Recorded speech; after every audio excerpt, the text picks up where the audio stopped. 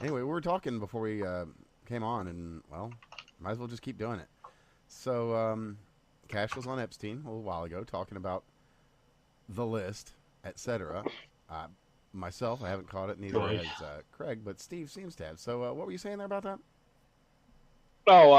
So the Cash Patel interview, like it was about a month ago or whatever. Right. But so in any case, Rogan got into the he got into the Epstein files, and Cash Patel was as cagey as he could be, right? Or I don't want to say cagey. That's not the right term. He was as professional as he could be about an ongoing investigation, right? Sure. So he can't reveal a lot of stuff, but he did essentially, I don't want to say let it slip, but if you were paying attention and you were listening with open ears rather than a closed mind as to what's going on, he really did kind of spill essentially the beans, right? So one of the questions Rogan asked was, why, where's the Epstein files? What's going on? And he said, they're coming. They've got a lot to process. And the first thing that they have to keep in mind is that they're not going to re-victimize any of the girls, right? Makes Okay. sense. That's a reasonable statement, regardless of whether you like it or not. Sure. No, I that's don't want to fair. see. That is I what don't a want. Yeah, humane person would say. that's what a person would say. He followed that up by saying something along the lines of, "If I had video of a whole bunch of people abusing kids, don't you think I would release it?" And Rogan said, "Well, yeah, I would kind of hope you would, but that hasn't happened." He goes, and there's kind of a reason for that stuff doesn't really, like, we don't have that. That doesn't exist. And so Hmm. Cash sat there and then went into and said something along the lines of, people have invented a narrative because they didn't get any good, clear information. There wasn't a lot of communication, and so they've invented a lot of stuff that's not there. Well, So like a clear and concise Epstein list. That would be a good invented narrative. that would be that kind of thing. But I think the what you gotta listen, if you listen to the investigator doing his investigation, here's what he's essentially saying. Mm-hmm. They have photos, and they might even have videos of Epstein with the girls. And that's what they can't release, right? Because there's no value in that. No value in showing what Epstein kept as trophies. And these kinds of people, they do keep trophies. Um, so so that he's not going to release that. That's what they have. The second thing is, well, other people went to the island, and he might have trafficked to those other people. There does not appear to be photos and videos of them with the kids. Okay. Right? There's a lot of people who have invented this to be anything from a Mossad psyop to a CIA cover, or whatever the fuck it Yeah, is. we can't say that it's Mossad. We only know that Ghislaine, her father was Mossad and did traffic children for the Mossad, but we don't know that she did The that or rich that and Jeff did that. powerful run in a very small circle worldwide, right? And Sure. we have to keep that in mind. So some of it, sometimes coincidence is coincidence, but I think what you're looking at is the overall truth is that yes, Epstein raped kids, right? Like 16-year-olds, Well, 14-year-olds, the whole bit, right? that's He was supposed to be definitely a limited. pedophile, and we knew that. They have video of that. But the idea of him keeping extensive extensive video of the clients, something that they could actually go prosecute on, is probably a little bit more scam. Now, I'll So say this out of the middle here. Um, this all kind of like the idea that he doesn't have leverage on people kind of flies in the face of the embarrassment of Prince Andrew Yeah, well, and see, how that's the that kind thing of is, yeah. don't forget though, right? The Prince Andrew thing is I guess like, there's other sources on that. so don't forget, if you consider what the Prince Andrew thing was, it was a photo of the two of them together. It and the wasn't a girl's photo of testimony. him doing anything, and she testified, right? So you have a Sure. photo that is not criminal evidence, right? Well, again, like the Or thing is, at the end of the you have day, no a consequences. photo that you have a photo that puts the two of them together, but it's not a photo of a criminal act. But And I again, think that's the fact that there were consequences, that he got kicked out of the royal family. You know, he well. had I to mean, deal you with know, it. so my I get that understanding there's like is the idea of impropriety being a optics thing. You sure, know, there's that too. and he's probably again, she probably did fuck him, right? That probably is a series of events that did happen. However, that is essentially there's a big difference between having a catalog of photos of powerful people with younger girls that they Right. can go contact the younger girls and then build a case on and hey, one photo one time, oopsies, right? This got out. And I think that's probably what you're dealing with because ultimately Epstein is probably a power broker and power brokers trade favors. And as much as we would have liked it to have been a CIA or a Mossad cover up, and there might be some reasons to suspect that, where there might be a bunch of evidence, the truth of the matter is he might not have kept any leverage. His business might have been getting the rich and powerful access to their vice of choice while simultaneously providing them the discretion to do so. Now that would fly in. Well, it wouldn't fly in the face of the photos of the VHS tapes and the CD-ROM drives with the names of individuals on them. But again, Cash essentially said that they had photos and videos of women being victimized. Mm-hmm. But he also said in the same breath he didn't have photos and videos of them being victimized by other people. So yes, there are photos and videos in the Epstein files of Jeffrey Epstein fucking little kids. Well, that's But we also all knew not that he fucked little specifically kids. said, though. It's not specifically said, but you got to read. Like you got to read what. I'll have to check out the interview. Well, I'll say If this. you I'll say read this the at the interview, outset. the cohesive thing that you can get away with is they have evidence that Jeffrey Epstein raped girls. They have that stuff. So, That's what they have bunches and oodles of evidence of. Steve, They just don't have the photos and videos of anybody else doing it. I'll say this at the outset here because I think this kind of goes towards the invented narratives and information asymmetry that's kind of been at play as part of this. There's a volume problem in the perception of the public, I think, between the number of children that were involved and the amount of children that a pedophile like Epstein could have possibly raped. Like how many children were involved versus how often was he doing this? Like if all the photos are of him, you know, there's a scale question here because there's only so many hours in a day and so many children a man could possibly violate at once. I mean, but it's not at once, right? But again, there's the question of with the volume.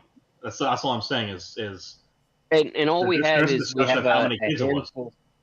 All we have is a handful of boxes. Photos will, you know, you'll take multiple photos of an individual thing. Sure. Tape is probably going to be on a one per person basis. But He had like 30 years to do this, man. He but like again, from nine. It's a public perception issue is what I'm getting at here. It's like it's not discussed how many children were involved. So that's left up to the imagination. And when you talk about someone as rich and powerful, services all these different people, the natural assumption is going to scale out to, well, it couldn't have all just been for one guy if Ghislaine Maxwell was acquiring all these children for him.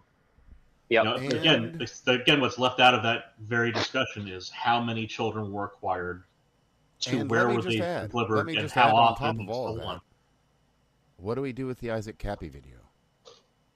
Because none of those girls can be even 13.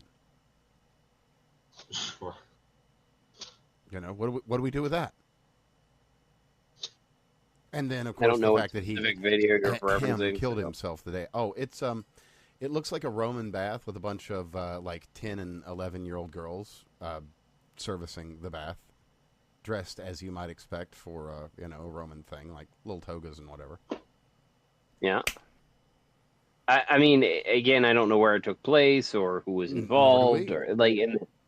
No one. That's kind of Isaac Cappy conveniently, despite saying, "I am not going to kill myself. I want to get more of this information out. You know, my life might be in danger, but no matter what happens, I'm not going to kill myself." Of course, then obviously he killed himself very shortly thereafter. All I can tell you is that if you pay attention to the Cash Patel interview, we, basically what Cash essentially said, and I trust Cash. I've listened to Cash a bunch of times. He seems to be a pretty straight shooter. He's one of those guys that's more interested in enforcement and the law than he is in politics.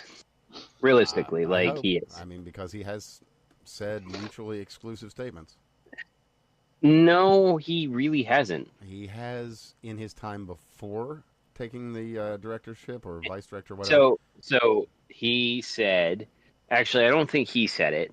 First has. off, I believe that Bongino Dan said definitely two has. different He has things. been very definitively like, this Yes, is how it he is. absolutely didn't elieve it until he got access to all the materials, right? Like, and again, I'm not trying to pull any sort of rank or whatever here, but a lot of times when you do have those, why the fuck are we doing this shit? This is really retarded, and then they sit there and they show you the information as to why they're doing their stuff, and you're like, okay, well, that makes a little bit more sense now.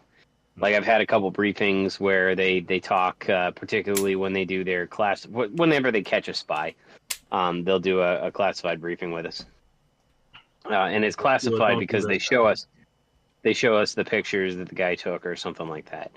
But like whenever they catch a spy, they do that, and they say they'll usually back out to the larger picture, like, why does this matter in the great scheme of the world? And there's a lot of shit that we do that you sit there, you're like, this is fucking retarded. Why is the U.S. doing this? And then they'll actually go through and they'll explain what's going on, what the critical asset is, why we're protecting it, why we need to sit there and deploy our ships and our soldiers here, there, or somewhere else. And all of a sudden, if you can be as much of an isolationist as you want, but when you're presented with the cold hard facts of it's China or us reality, a lot of times your opinion will change. Mine's changed when I've been presented with that information. I'm sure other people's changed. Pretty clear on that one. Mandarin's a fucking annoying language. I'll make that one pretty easy. There you go. So like, when you talk about Bongino changing his opinion, yeah, okay, I agree. Bongino was absolutely like, he had an opinion, then he got access to the files, and then he came out and said the exact opposite of what his opinion was. Just like but Cash has Johnson. said, Cash, however, I do believe has actually been asked. I think it was on Timcast one time a while back. And he said, yeah. And he said something along the lines of, yeah, I think he killed himself. Like, that's the most likely. I can believe. I can believe that. Frankly, again, of all the things that went on with Epstein, I think him killing himself was kind of the least unbelievable. Unbelievable? Least unbelievable. Okay. Well, again, I think that the fact that there's not a cohesive list also not unbelievable. I would absolutely argue that I consider to be one of the more believable items, honestly. Like, that he doesn't have a bullet-pointed spreadsheet of all his clients and debts. Not unbelievable. But take for a minute that starting point. You agree that he probably doesn't have a bullet point list of all those clients. Well, if he doesn't have a bullet point list of those clients, then he probably didn't record them, right? And if he didn't record them doing whatever, right, he just made it available to them. So there was the infamous Black Book, right? So that's a good question, because that was censored in court. That was kept out of public record. Yep. That's actually I think it's not unbelievable. Just because he didn't keep a bullet-pointed list of here are the crimes I'm not saying, I have on X, Y, and Z. Well, I would say it's less believable that he has an isolated, specific list of people he's fucked over with little children. I think that the idea of a black book is more believable. Absolutely. So I think at the end of the day, this is my list of clients that fuck little girls. Well, I think that calling it his kitty fucker list is probably going to be a little extreme. I think that it might be buried in a larger list. Oh yeah, no, it's his list of people, and it's like, I know which ones are. And again, I don't think that it would be like a specific list of clients. I think that the idea that he has a recorded black book, or just like a diary of shit he did. I think it's much more likely that what they have in the files is a ton of stuff of trophy taking, right? I Jimmy think also he's a did, yeah. sexual. I think that he is a sexual pest. He is a sociopath, and he took a bunch of and he's a high intellectual sociopath, and he probably fucking the kids was probably actually less the thing and more the fact that he could fuck the kids, because No. all accounts paint him as a highly intelligent individual, and highly intelligent individuals have a tendency to engage in some form of mental masturbation. So what he may have been getting off to is not even the sex itself, which is actually very normal in predatory cases, but he was actually getting off to the fact that he could get off to the sex, right? That kind of a meta approach there. There's usually that kind of meta part of it. It's Well, usually it's gonna Right. take a lot when kind of like with No. rapists, it's more about the if raping than the sex. if we turned around and we backed out and I said, okay, so let's say that there is a pedophile cult amongst the world's rich elite. I don't know how many of them. Surprised. No, but let's say there's some percentage of them.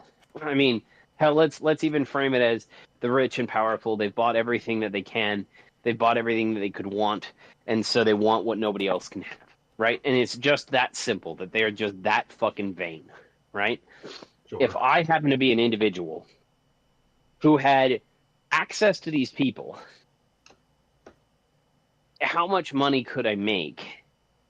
How much power and influence could I gain if I provided them what they wanted discreetly?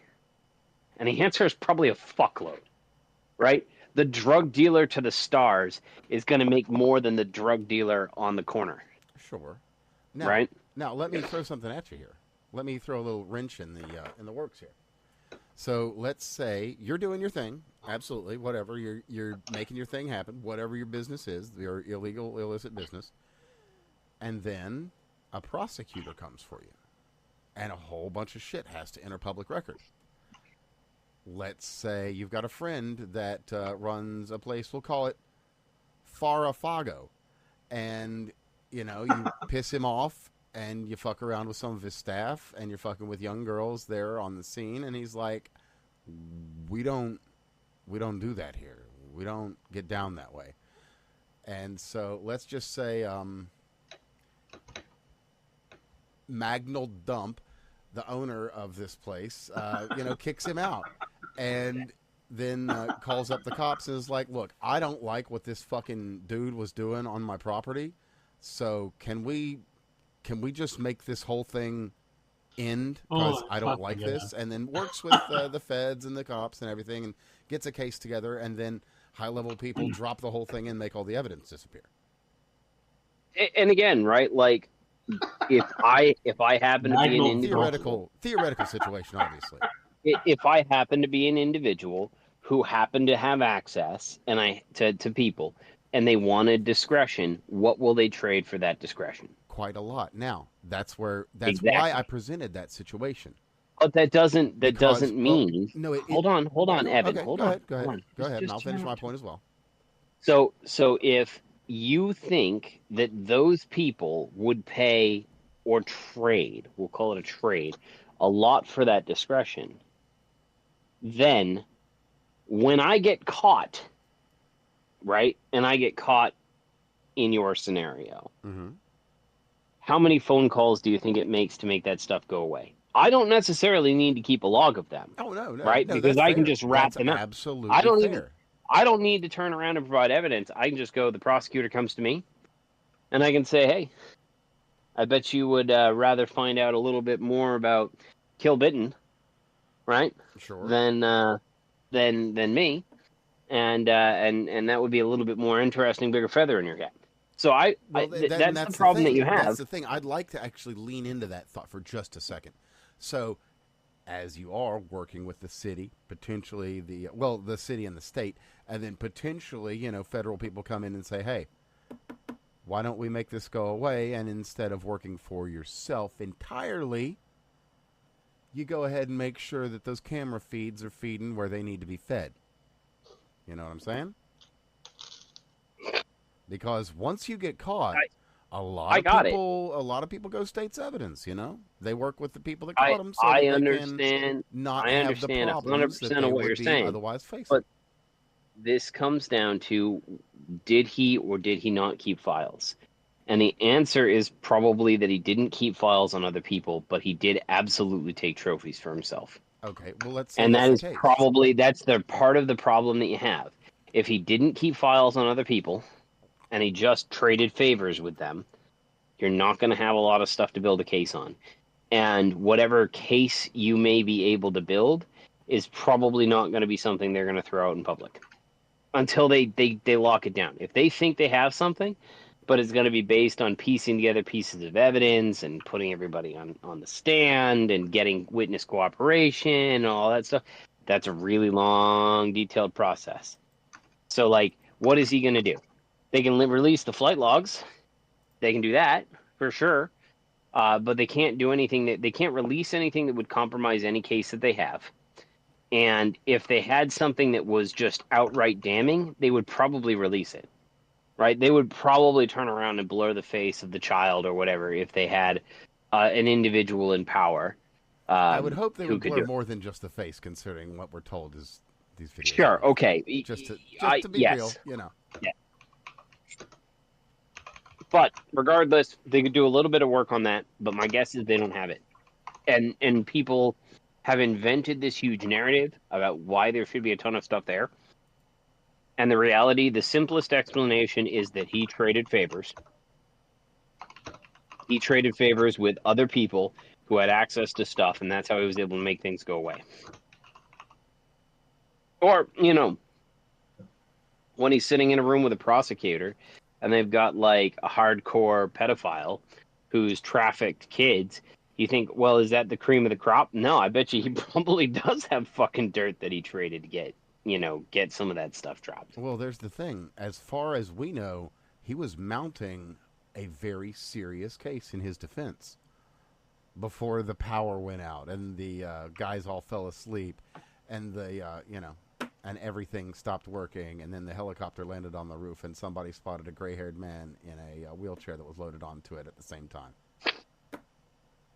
Who can say what any of that means? Well, now we can. We have video. Somebody does. We haven't seen the video. We're told what's in it. Are you kidding me? Are you kidding me? Because it's been posted. That was what I was saying earlier tonight. It's been posted tonight, just before we get on. Oh, the video of him killing himself right after we got Google VO3? No, the video outside the cell. Oh. Where nobody came to see him, and he killed himself. How incredibly convincing that must be. Well, it's pretty boring. I'm sure. I have zero doubt that it is utterly uninteresting.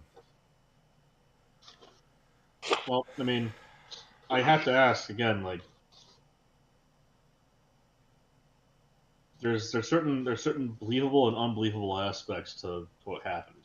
The incompetence aspect is actually quite believable, especially with so much writing on him killing himself and being allowed to have the alone time to do so, given he was on suicide watch.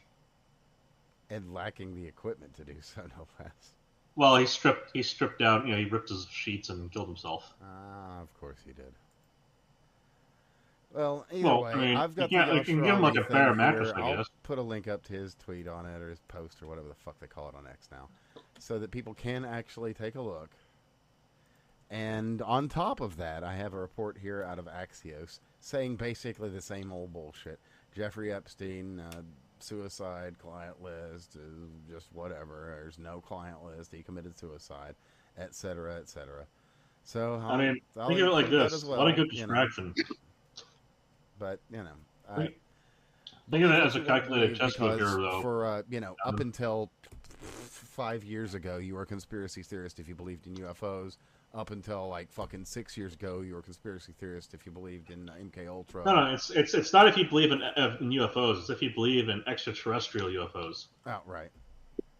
Let's just go ahead and be clear on that. Alien just means stranger to our land. You have to be an extraterrestrial alien to be from another planet.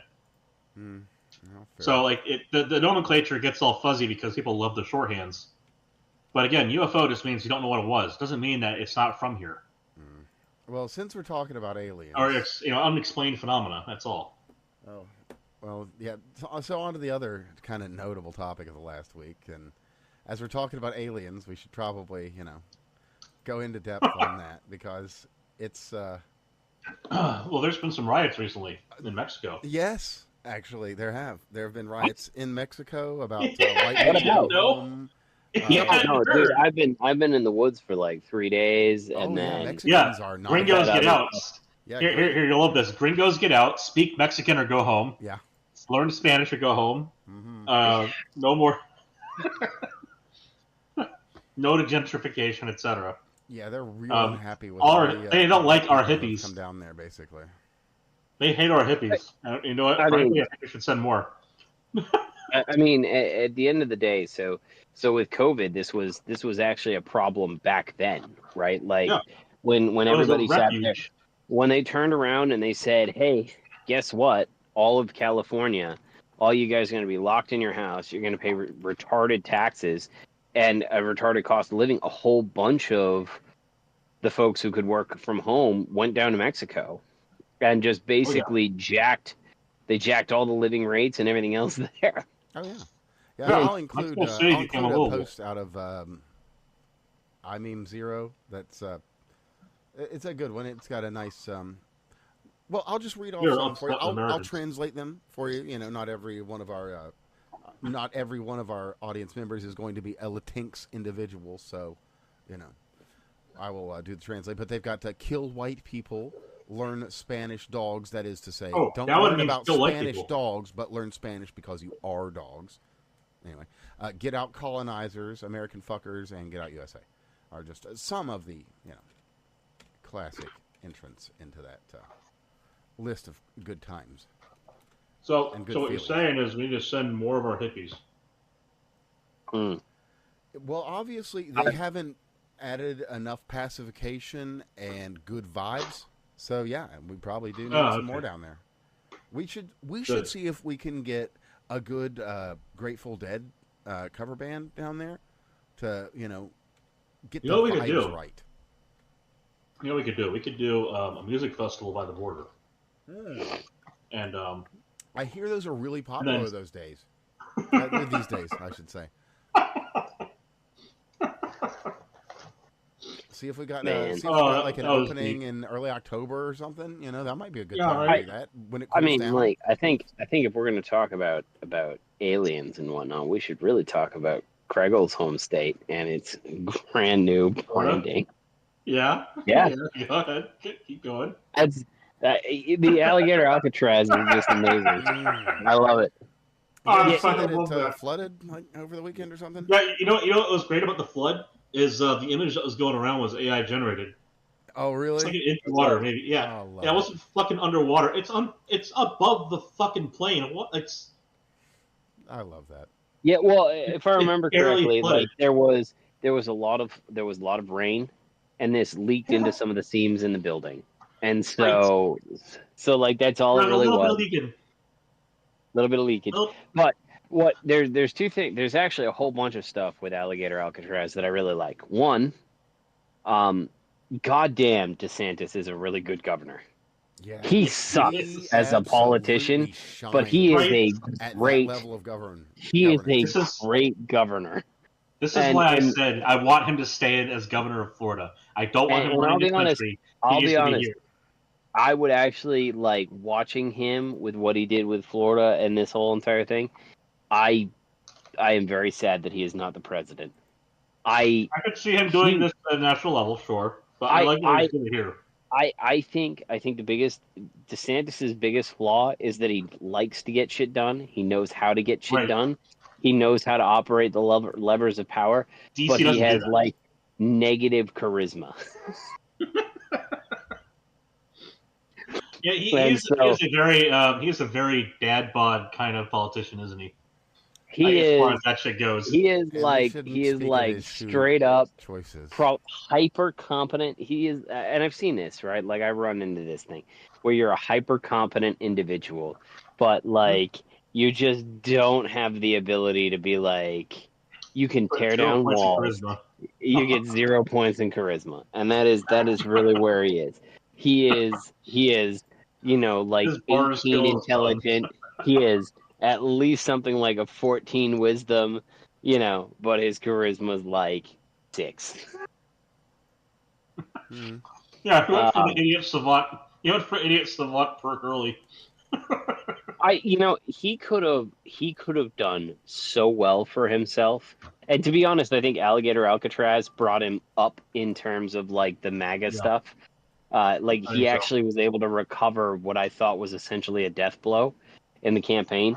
But he could have turned around and just been Trump's right hand man if he didn't decide to go attack the MAGA base. Hmm. Like he could have been sitting real fucking pretty, because Vivek shot himself Oh, Oh in man, that guy, all he's of doing New it York. again. what the fuck are He's you doing it, all he's doing it doing? again. Going to dances and having childhoods? What the fuck, yo? I Yeah. didn't get that So in. again, that guy is he just said today he's going to be part of the American Party. Oh, I was wanting to segue into Elon that Musk. because speaking of people that know how to act when when you get a little Choose not snubbed, to. there's a way how not to act. We've seen it twice now by the same dude. Oh, Elon. Yeah. Oh, Yeah. Elon. Whenever Well, the when point you is get to divide and conquer on the Democrat base, which they're going to be Uh, able to do, well, see that's going to be the and it's interesting so thing, right? ham-fisted. Like, don't get me wrong. I understand he's going to cannibalize some of the Republicans, but when you look at the Democrat base, the Democrats are polling at something like 19%. They are shattered. Only the craziest of the craziest support where the Democrats are going. That doesn't mean that people won't hold their nose and vote.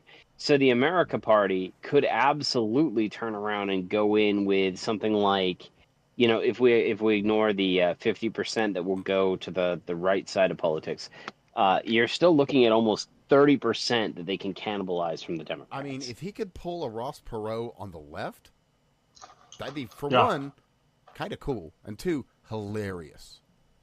that will that's what's coming for the midterms. That's exactly what's going on. Vivek is on board. All the fucking Oh, H-1Bs are going to be on not board. just. Guess who else? Andrew Oh Yang, of no! course. Now here's a I funny mean, one. So beyond Andrew Yang, here's a funny one because this one is not going to happen because he has burned so many bridges. But fucking Mark Cuban is trying to get on board, Yep, he has. He announced that I think today, as a matter of fact, that Mark and Cuban is. he's gotten his cock kicked over him being a dipshit for years under Biden. I mean, He is so desperate to get back into this shit. So everything, so in Elon Musk's poll, I threw in that I would like to see a third party that is Oh yeah, somewhat yes, we would. decent. Um, I really would.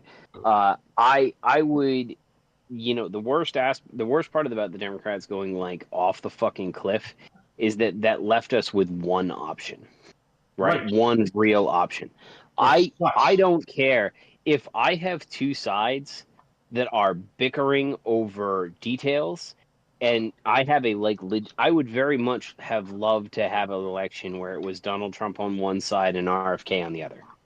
Like Yeah, I would have loved that. Not necessarily that I would have voted for RFK, but because I would have That's a liked better to ticket. be sitting there and That's a looking real at my ticket. ballot and be like, I don't know what the fuck I want to do, and I have to make a choice. Right? That is a fantastic place to be. it forces both sides to do better It to does. get votes, It and that's does. we And need that. so, We actually need a competent Democratic Party, and we don't have right, one. We have we don't shit. have one. We don't have one. And Their, so, their, so their we're option like, was Hillary fucking Clinton in 2016. What a fucking joke. yeah, Biden in 2020. What's even worse of a fucking joke, and he still won somehow. And then we and got so, this shit with Kamala. Bullshit. yeah. They're So, struggling. so if They're we turn dragging around ass and we across the finish have line. if we have a third party that or takes say 10-20% from the right and pulls something on the order of 20 to 30% from the left, That's fair. I'll and take that. That could I'm even okay end up with in a that. viable party, theoretically. Like that, yeah. If they could take the median, and I'd be very happy with that. Like I'd be really, really, really happy. I just like so I'm not going to begrudge Elon and I'm not going to begrudge Vivek if they want to turn around and throw it as like I'll begrudge the Vivek, but intellectual for different master. reasons. I don't know, but in any case, going back to Alligator Alcatraz, there's two parts that I love about it. One is how quickly and efficiently it was built, and number two, Damn right. it is the best example that we have of like of branding. And I don't want to say like of like branding a policy and making it sear into the mind because there's going to be a whole lot of motherfuckers What's the brand who of are going to Florida? look. Gators. Well, Right? I'm not talking about that. I'm saying like there's going to be a whole lot of motherfuckers across the country who are going to think, "Holy shit! If I stay here, they're going to send me there." And they basically, by making it as unappealing as possible to stay, there are going to be a lot more self deportations. Like if we paid $450 million and we only deported 10,000 people out of there, which would be ridiculous expenditure per person. It would be like, It's still cheap and let them stay. it'd be like 45 grand a piece. It's 45 grand a piece or something to do that. But I guarantee you that if that's what we ran and we ran it for 2 years, it would end up probably deporting on its own something like 1 to 2 million people that we'd never even see. There's another side to all of this. What they do, what the most effective branding strategy has been, letting Democrats fearmonger, which is typically just annoying. Now it's working in our fucking favor because they're saying all kinds of shit, like it's a death camp. Welcome back to Nazi Germany. You're gonna get scared into luggage. If they I fucking love that one. Alligator Auschwitz. And they're gonna drop you out of a helicopter into the middle of the Atlantic Ocean. Don't you know? The whole fucking point of it is as a halfway stop to going right to fuck back. It's literally just a processing facility. It but is. You're not even supposed to stay there for like a year. You're not supposed to be there for months. Real quick point too to what Steve was saying on that.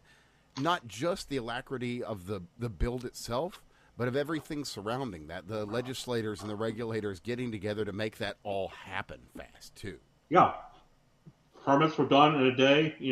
Shit happened. Yeah, it was on the move before it was announced. It is simultaneously a good example of what good governance, specifically a good governor in this case, can yield. I'll say this: it's like the one moment where that shithead in California did an okay job when he cleaned up California for. When she was coming down to visit. Yeah, it's exactly that level of efficiency. We wanted it done. Everyone was on board. It got done. Yep. Like it's difficult to get everyone on the same page, and this was one of those things where like, what? It's just sitting there. We just got the land available, right? Like, yeah. Like, do we already have plans for this? Yeah, pretty much. I mean, it's not going to be that complicated. It's just like a box, right? Yeah, okay. Yep. Well, and that's people the thing. Want to build it? Yeah, we do. There's half a dozen different building projects all around the country in multiple states that are in like this half state of like they're half pregnant, right? They're like almost ready to go. And this is the perfect example of maybe you should finish what you started. This is one of the advantages, by the way, also of building infrastructure that you don't necessarily need. This is true.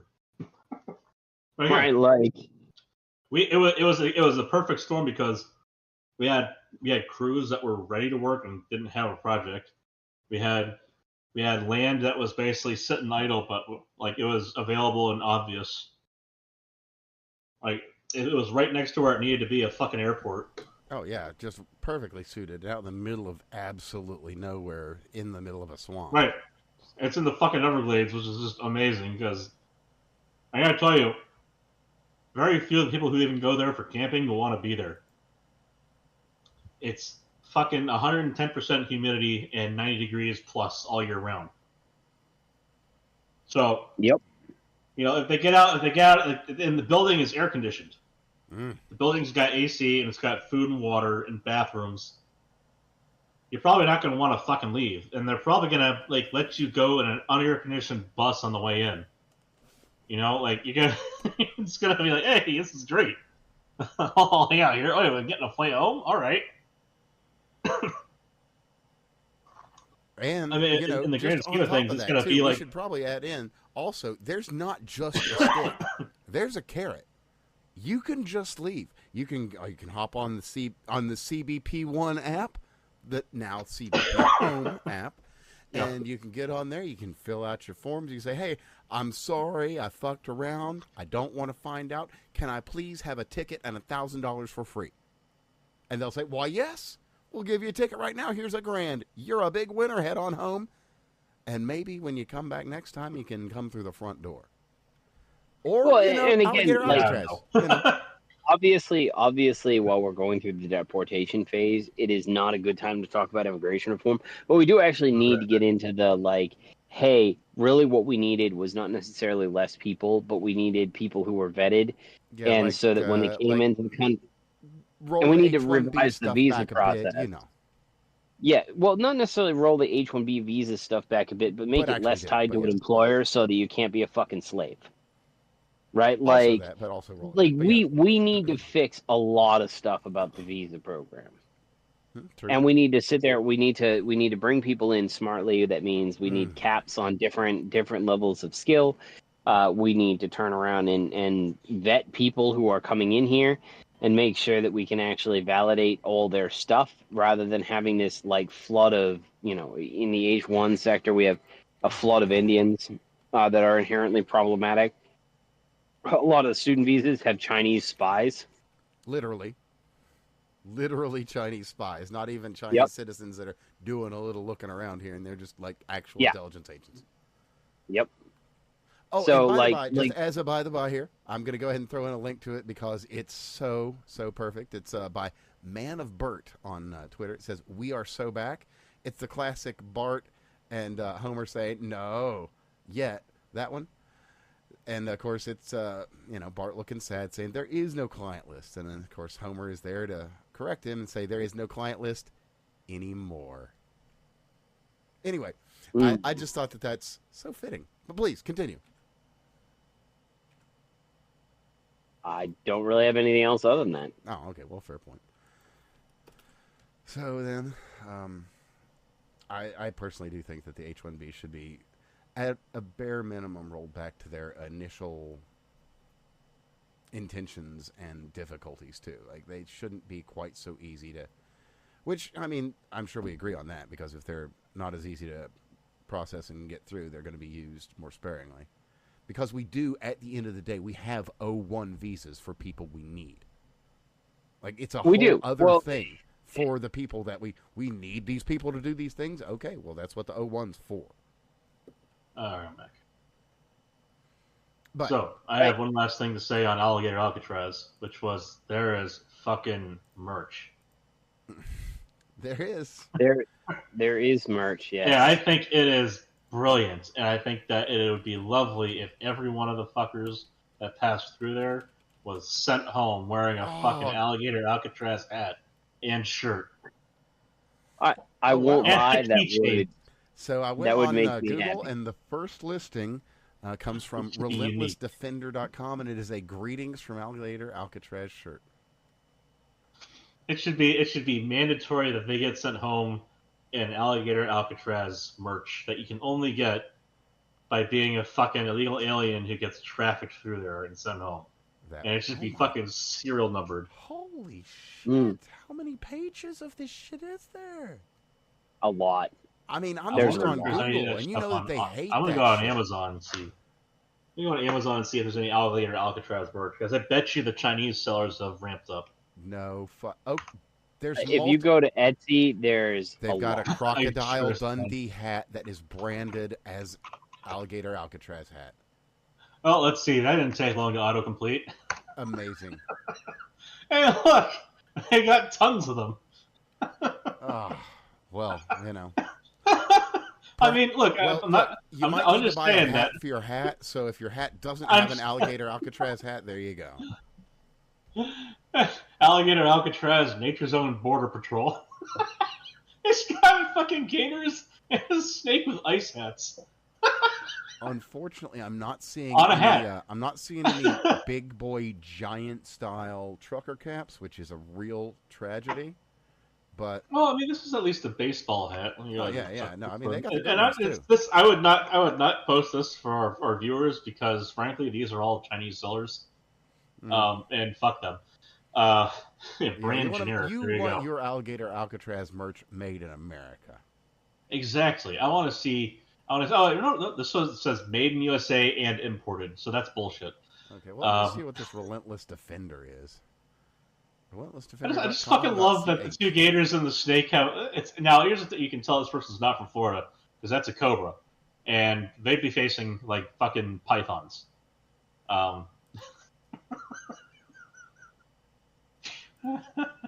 They'd be facing giant boas. You know what I mean? Oh yeah. Well, I'm looking, and And there's no panther. That's another thing you should put on there is the Florida panther. You need a big black cat that just beats the shit out of you. Yeah, I'm not seeing Made in the USA. Right? Sad. It's got the flag on it, but that don't mean shit. Exactly. That just means it was made in USA. You know, that place in China. Right. Yeah, this one's made by a company called Toy Fest, all one word. I'm just guessing that's pure American, right? Yes. That's about as American as it gets when it's spelled incorrectly and all one word. as close to American as you're going to get these days, anyway.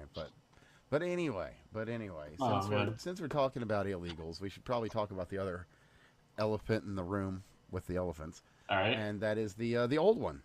You know, the throwback. Old Donnie's thinking he's going to pull a Ronnie, and well, you know I said that we get them out, but you know we got these crops. Oh yeah, It's cotton that's got to get picked, and fucking no. Well, how That's about my I just answer to read that. his statement? You know, we tried this once before when President Eisenhower got the illegals out. Every farmer, almost all the farmers in the country, went bankrupt, and they had nobody to work.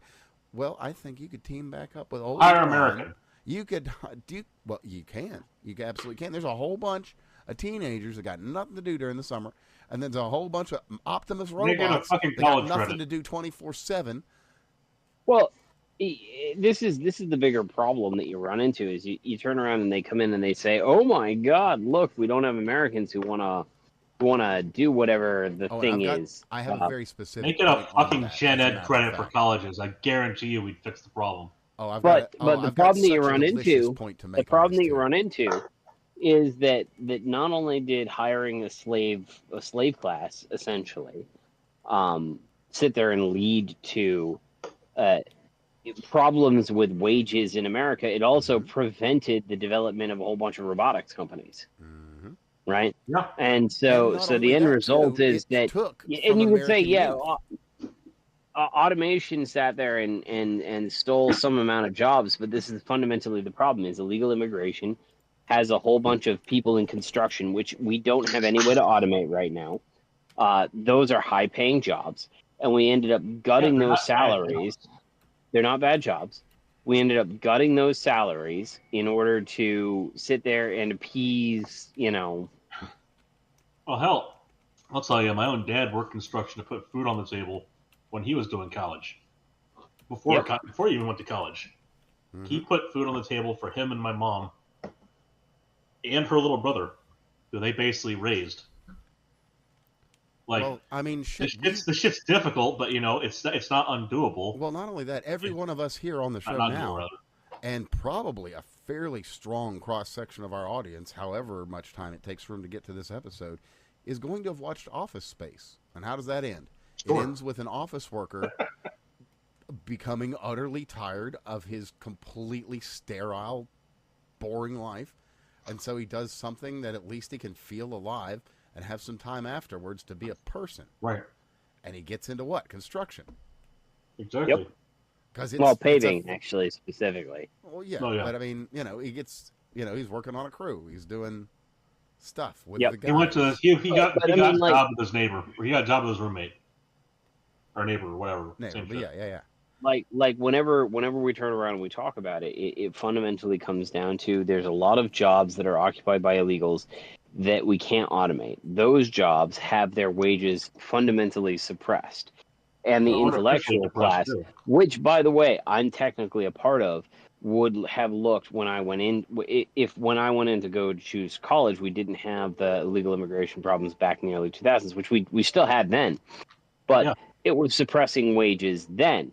If it had not suppressed wages, then and we ignoring the regulation side of it on impact to Again, it used industry. to be like a But livable wage for a single right. worker home, single earner So home. so why was it valuable then? Because people actually had to go fucking work and they had to compete in the labor market.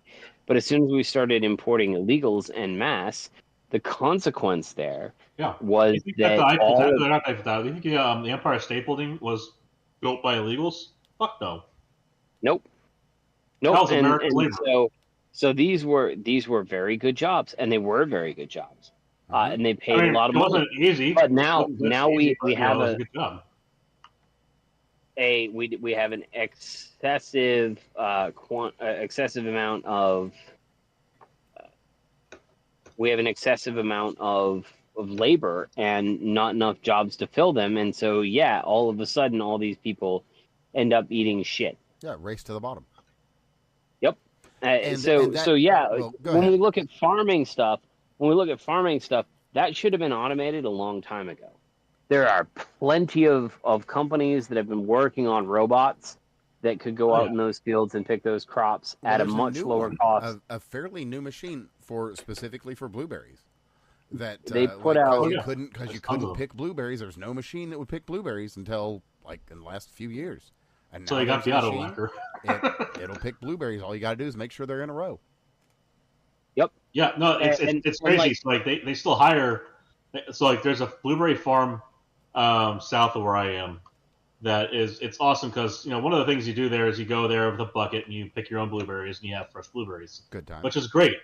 Exactly. But then they also that's on the weekends. During the week they have the day laborers come in and they'll go they'll whip down the rows and they'll pick all the blueberries they can for the morning, and then they're done by noon. That's great and all, but a lot of them are, as far as I understand, a ton of them that they hire are here on visa. Yeah, on like That actual is- legit work visas. Well, of course they are, because why the fuck wouldn't they be? Cough. And well, I mean that's the funny thing, isn't it? It's about 2% of the labor in farming and agriculture. About 2% of the foreign labor, I should say, is illegal aliens. The vast majority is here on visa legally. Well, yeah, they got like seasonal visas basically. Exactly. Yep. No, I mean, why isn't it Americans that are doing the job? It's because they aren't paying enough right now. Get rid of that 2%. I bet you're going to start seeing real competition again. Restrict the visa even. If we got enough workers here who are interested in the field. What part of it is that we need to have good career progression built into the job. Like in construction, your career progression is basically when your joints fail. Just be fair. I mean, you're going to have a small percentage that are going to go into construction management, but it's not that many. Most of them are going to work until their joints wear out, and then they got to find something to do. Yeah, and the thing about it And is if you're lucky, that's retirement age. yeah. Well, if you're lucky, it is. And a lot of folks aren't, and that hits them early, and so. And that used to be the midlife crisis. yep.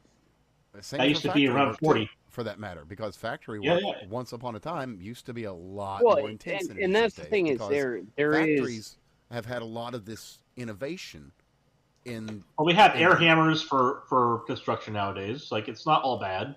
Well, no, You know, but there's- I mean, there is the amount of automation we automation have. in any given modern factory is worlds away from what it was Yeah. in 1985.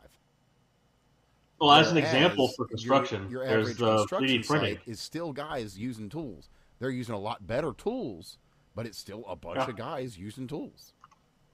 Well, I think as a good example here, we have. It's not just that you have air hammers and jackhammers, those electric nail drivers and so on. Oh, Nowadays, you've got you've like also the got pneumatic 3D. back braces Well- and like the pneumatic arm assisters. Well, so that you nowadays can- you've also got 3D printing of buildings, like just wholesale 3D printing of a building. Man, that's not Which a it's very still a mature ways out, technology, but like yeah. it's still a ways out, but it's there. Like Mm. it's actually in use. People are building homes with 3D printed concrete.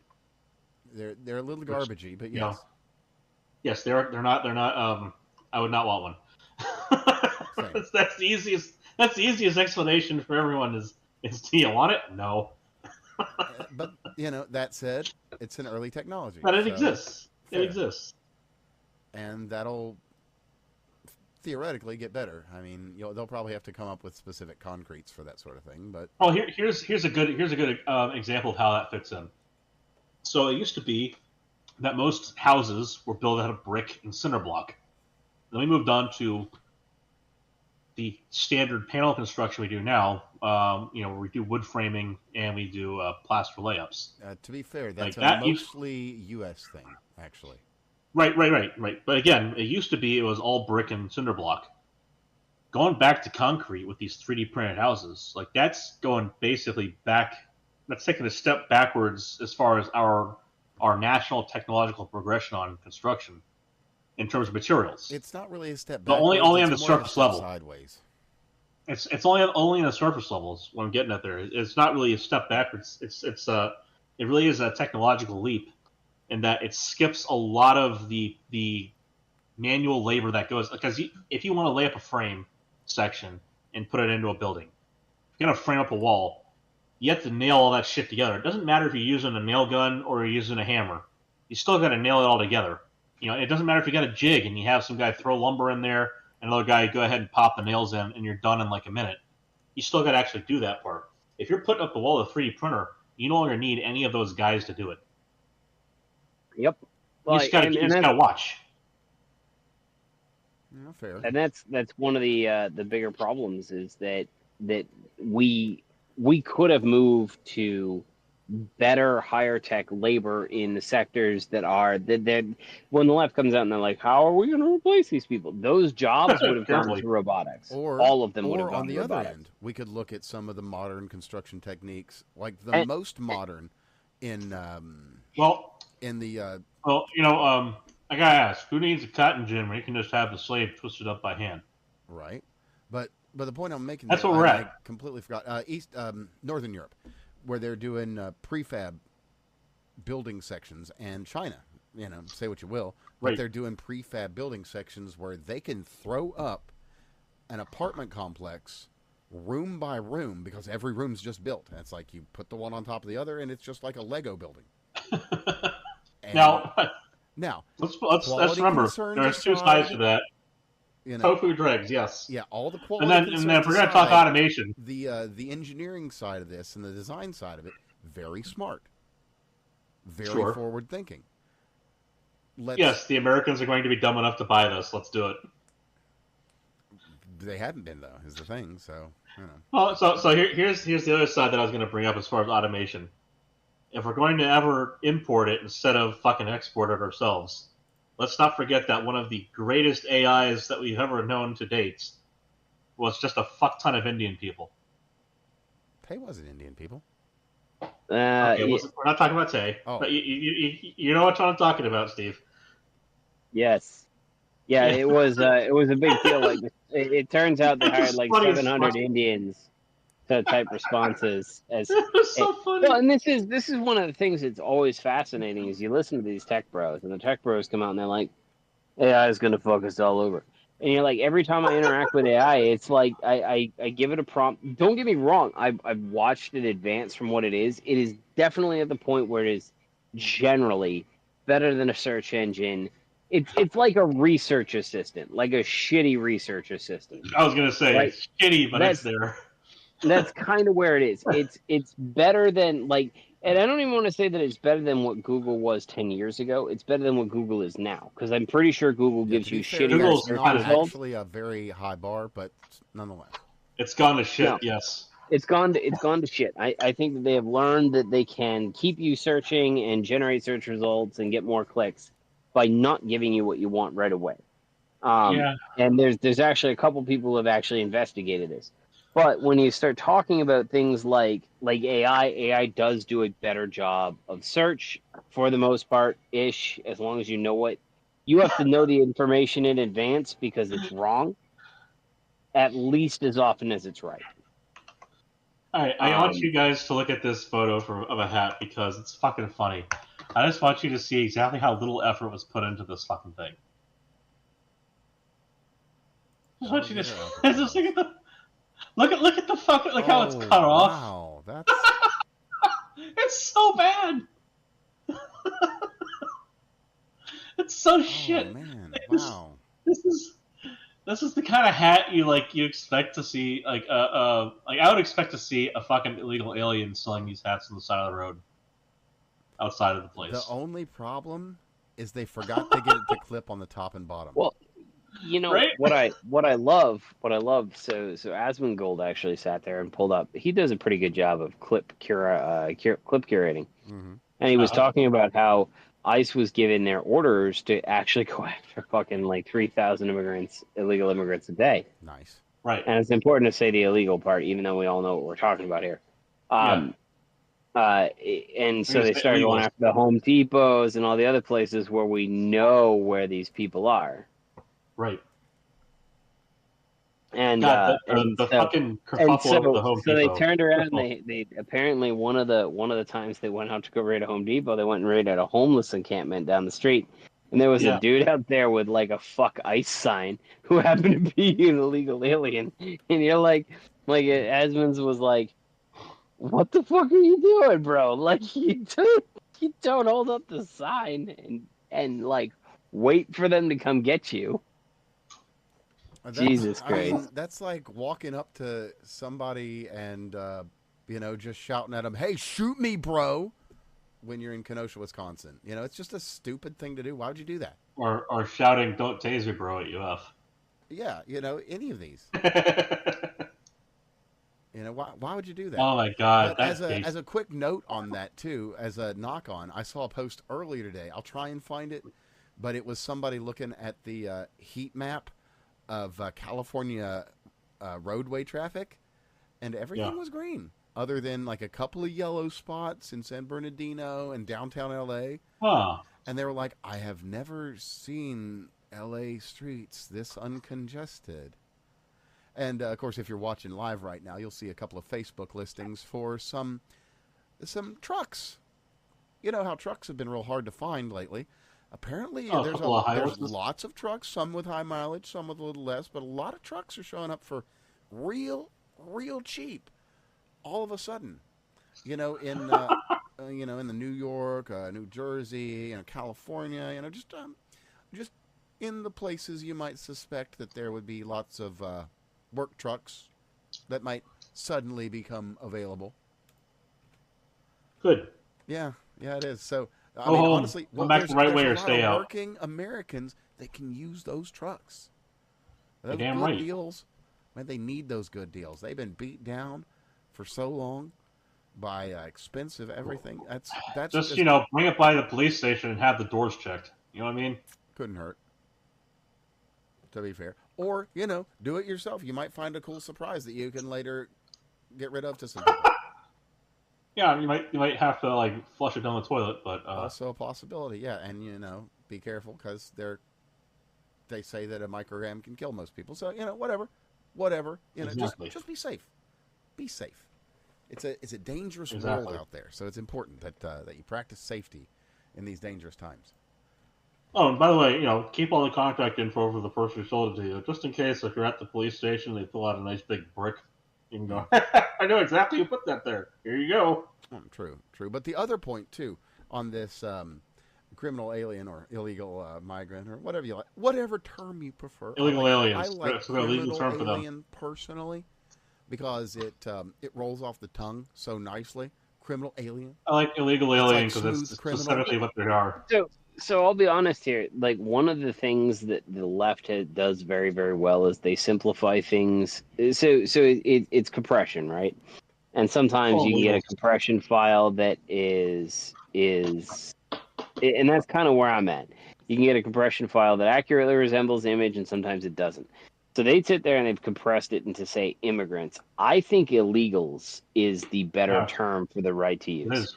That's Because not, if well, you turn we around and you want to could. say, like, don't get me wrong, illegal alien, I think is probably a more accurate descriptor, but it's like sitting there as a raw file when you need to sit there and send it as a text message. It's just going to be a Oh, bad day. Well, so we could. Steve, I mean, there is another term we could use that is entirely appropriate. We could just call them colonizers. call them wetbacks, but that'd be kind of I mean, bad. you know? Well, the problem with wetbacks is they don't all necessarily come in from that portion of the sea. Well, Yeah, the other so- side of it is 40% of them are overstays. They aren't actually swimming through a river. Yeah, they really are. Like that's. And don't get me wrong, I'm It's actually not more accurate. sympathetic. I'm You have to be good and accurate with information. overstays. I'm much more sympathetic to the overstays than You people got a coming little across robot the on river. us, Steve. I don't know where you're standing. I'm in my refrigerator getting some chocolate milk, motherfuckers. Ah, okay. So, That, oh, you got the Oh, Nancy wait. Pelosi curse. That's what happens when you get in on the refrigerator. I have. You can't You be know what? observed It's or the end of the surveilled. weekend. I had a wonderful camping weekend. It was good times. I decided to extend the good times. all right, I know Captain. it ends tomorrow, but I'm gonna have No some worries. chocolate fucking milk. No worries. Damn no it. worries. So Steve and Evan, just a quick aside because it's just fucking funny, especially because the way. Oh, I've got a real funny one too. Yeah. You're gonna love it. But go ahead. So this one's a bit of a personal one. So, speaking of compression, Are we gonna be able to deport Craig? Please say we can deport speaking Craig. of compression, now this is just a funny one between me and my little brother. We can deport him to Israel. Never fucking been. Would like to go though, so if it's free, I'm just gonna come back and haunt you with. Fuck with a you story. then. We'll deport you to Palestine. Oh, you mean That'd be Israel? funny, wouldn't it? so we Wait, thought. just which side of the fence you're talking about here? Fans. So there's zip files, there's RAR files, there's all these different compression archives. What if we made like the opposite of that? And so he and I decided to come up with a file format called .dammit. So a .dammit file puts 999 zeros between every 0 or 1 in a file. So effectively increases its size by about a factor of 1,000. So it makes the file Wow. harder to corrupt because there's that much more that could go that you can just delete. Okay, so it's a file enhancer. It was just really funny because we did actually try and run it a couple times, and of course if you ran on the wrong file, you filled your fucking hard drive. Yeah. And what was the word that immediately came to mind when it filled the hard drive and like crashed the computer? Wow. Damn it! Right Which was on. endlessly funny. Anywho, that was just Oh, it was but, just funny. You brought a compression. It's like, well, there was that one time. Well, that actually segues Well, nicely. It's a compression and The short- contraction kind of thing. So that really segues nicely. So let's just talk real quickly about just hop back on the illegal train and talk about some things. Let's talk about Los Angeles, as a matter of fact, where they have a $30 minimum wage for hotel employees. Holy shit. Now that's not really a problem when your hotel employees are all just slaves and you can pay them whatever the fuck you want. But when you start getting rid of the slaves and you've got this law and you've got these people that are legal and can then, take comfort in fight the for their law. rights. Yeah. So, well, what's happened? I'll just read from this Amuse article here. Illegal alien workers under the table for LA hotels aren't showing up. Uh-oh. With their under-the-table illegal workers leaving, LA hotel owners are sounding an alarm that the $30 minimum wage for legal citizens and residents will result in mass closures. Oh no. Democrats claim they are for workers, but they insist on having a second class of illegal workers that don't qualify for minimum wage benefits. Huh. Why does that seems like so familiar to me? Like I've heard that narrative somehow, somewhere. Right, who's going to pick the cotton? Right. Yeah. Tough shit. Yeah. As it's kind of like the opposite of get a real job, isn't it? It's kind of the opposite of to get a real job. It's like hire real employees. would be advisable, at a bare minimum. So, speaking of minimums, there you go. Your minimum wage. That is certainly a living wage. That's going to be $30 an plenty hour enough to is live fucking on. good pay. Now, speaking of, well, it was a good way to segue this one. So there was an event in Texas on the 4th. There was. Well, unlike And, the flood and of I was illegals specifically we're hop talking about onto the here, guy. we're talking about a flood of a different kind. I want to There's your specifically segue. talk about a certain motherfucker who decided to make fun of Which one? people. And I'm not talking about Destiny. Ah. That guy is already a piece of shit. We already know that. Some Fruit Loop, was it NMP or whatever? NM Pop, whatever the fuck his name is. No, I Some think I know what faggot. you're talking about, but I only just... Yeah, it's basically a couple of good Samaritans, a couple of saints among men, Donut Operator and Brandon Herrera. They go there to Texas, and they go there to do the right thing. Yeah, just go down and try to help some people, yeah. Yeah, and this motherfucker, this faggot, Nick Paulum, I guess, or NMP Law. Mm-hmm. This retard among men, just a Twitch streamer. Hmm. Yeah, it's a loser. He comes out and decides to start making jokes about these kids that got caught up in the floodwaters and killed. Oh, he's a Texas streamer, no less. Wow. From Austin. Yeah, Wow. so... Huh. Well, that makes sense then. At least to a degree. I don't really generally wish harm on people, but I hope he gets his ass kicked. I hope it's Donut Operator who gets to put in the final punch. Yeah, Nick Paulum, if anyone would like to look him up. NMPLOL. If you want to give him a follow, or if you feel like he's done something that's report worthy on his Twitch account. Maybe you do, maybe you don't. I don't know. This dipshit decides to go out in public and finally apologize. And of course, in his Discord, he's saying, "I don't apologize for anything." That is to say, I didn't do nothing. Yeah, fuck this guy. Basically, that's what it boils down to. This guy's a piece of shit. Apparently I'm sure he's gonna try and cry about it too. Well, apparently he's been real upset by. Well, there we go. How about that? So he's going through a divorce right now. I can understand why. Why would you want to be around a person like that? And apparently he is also a good friend of Hasan Piker. And there's something that's something we should probably just give a quick mention to, because really everybody's talking about it. But Hasan has shown us that there's a new set of terms for Twitch. So any Twitch user is perfectly within their rights to bring out a weapon, a gun, rifle, whatever, and just wave it around and be like, "I'm going to fucking kill you," to your listening audience or viewing audience, if you like. And, you can be like, "I'm going to fucking kill you, Bob. Yes, you, Bob. Bob, the poster here of Bob at 537, here's your name. Oh, it wasn't Bob? Well, anyway, sorry, but whatever. I'm going to fucking kill you, Dave." And, and that's fine. That's cool. And, so of course, just remember, moving forward, if you're on Twitch, if you happen to have a gun, you get upset, you want to threaten somebody's life, it's cool. Dan says go for it. Yes, thank you, Mr. Clancy. Now, I would also be remiss if I didn't bring up, of course, a major free speech issue on GoFundMe, which is directly impacted by Hasan and his orbiting planet and the retarded moon that circles that one.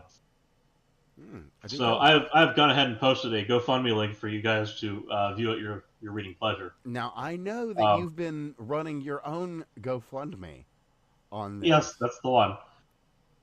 Now, I know that you've got a great deal of concern for people, in positions like this. So great deal of concern. I'll just read the title. Massive concern. Of course, there's a lofty goal, but it's reachable. Maybe not from our audience. Maybe, who knows? Maybe this achieves the virality. Elon Musk would be able to achieve this goal. Absolutely, Elon Musk, in one pen stroke, I believe he could fulfill this goal. He could. Maybe we can get this in the follow-up round on the Big Beautiful. Maybe the American Party could. Party could fund this. Well, this could be like their platform. I would be sold. if the American Party supported me on this, I would be 100% for the American Party. Yeah. So if you would, At least for a day. if you would like to assist in the injustice, then the link will be available for everyone, so that I believe I will be at $5 out of 1 billion for quite a long time. I hope that is the case. Not one for sticking my foot in my own mouth here, but of course, don't donate to me. Just enjoy it. Just as a serious note. and there is a very This is a joke. a very important update, actually, though, that probably There's several important updates. well, the most recent one, let's be real, is probably the most Okay. important. And Yes. and That that is probably. and this alone, let's be real. This is not only the icing, this is also the cherry. And I'll just read it out to everyone so that you know it's for real. Upon reaching the goal, a portion of the funds raised will be used to make the fight of the century happen. What does that mean? You all know full and fucking well what it means. But you can look and you'll see a picture of one of my most favored followers, Mr. Samuel Hyde. And Yes, this part is not a joke. If we get to the goal, if that were to somehow happen, I would spend Sam will fucking do probably it. all of it. I would Sam probably will fucking spend all of absolutely it to do make shit that for happen. money. And Hasan is soulless enough that he will take a beating for money. I would fucking bet. That's probably true. You make the prize enough, and that little bitch boy is going to bend right over and take it. Right over. Oh my god. Yeah, like that would seriously, if it got to that point, if it got to like that tipping point where I was like, I can't believe this fucking happened. Why is this ever a thing? I would absolutely just spend the money to make that fucking fight happen, because that would be incredibly entertaining. At least for me. So let's be real. it There's was important in this to see that campaign. happen, and I personally count myself amongst them. That's I. Well, I mean, I would not cleverly invest this money at all. To be clear, because I would just go and like have a real job and do my own thing. Well, no, but I would absolutely spend like is- $1 billion making this fight happen. Well, you do, but then the thing is, you just take a little bit of your own money, and you put it on Sam.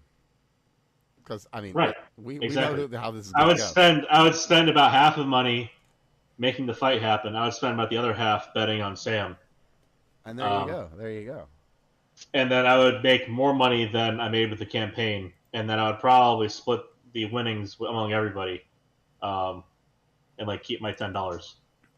Because let's be honest, like at the very beginning of this, all I wanted to do was give Ethan Klein $10 by making fun of two people at $5 apiece, and they decided that I was not allowed to speak on their walls. So they can enjoy the fact that I am now going to lampoon them on the platform they're trying to raise money on. Which, by the way, hilariously, they have stagnated at about $40,000 apiece. Yeah, they're not doing super great. The money's not coming in. It is looking like their defense funds might have to be a little bit self-funded. And yeah, so I've got to say, Denham's. I've got to say honestly on this, Ethan is being incredibly petty and incredibly And low generous with this. at the same And time. honestly, I think it's called for. He could go after Hasan. Yeah. He could go, and he'd have so much to go on there. It's an easy case. But instead, he's like, you know what, Hasan? No, I'm going Let's say to Hasan's ruin case would be more your- difficult. It might be, but it might not. It would But be. the important thing is, I'm going These to three made ruin it real everyone easy. around you, not only because I can, but also because they have it coming. Yeah. And My favorite part of all this, of course, is the fact that Frogan's fund is right now the lowest of the three, and she asked for twice as much as the other two. well, she has a large appetite. She does. I particularly made fun of the specific phrasing that she used in my own, because hers is basically written such that she's able to use the money for whatever the fuck she wants. Has nothing. It says arising from this she might need litigation. some but it's halal like weed anything. or something, And again, another one that's really funny of this is that she got a $10,000 donation, a singular $10,000 donation. It's just like, okay, so her parents or someone close to her decided You know who the that she someone needs wasn't? to. It wasn't Hasan. He hasn't dropped a Exactly. single fucking dime for one of them. Let's see. Bad Empanada dropped $500. I keep hearing that name in this circle of retards. I know he's some crazy guy. So that's also pretty funny that he's putting in more cash than Hasan at this point. Gosh, not only has he barred his compatriots from using his content production factory, he is withholding the means of production also from his close and dear friends who need his help. Gosh, Marx would be spinning in his grave if he weren't burning in hell right now. Now, I have I actually would like to point you to the updates of the fundraiser for me. Oh. The second to last update, the one from July 4th, Hasan the Puppy Punisher Piker. You'll notice there's not a photo for that one. Do you want to hazard a guess as to why?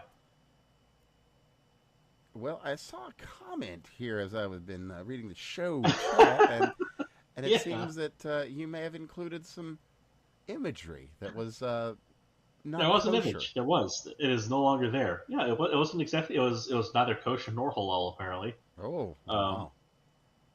Yeah, they decided that Hasan Piker holding a rifle is not okay, but Hasan Piker holding a pistol is okay. Well, yeah. So we've at least cleared that up. I'm glad GoFundMe has given us this information.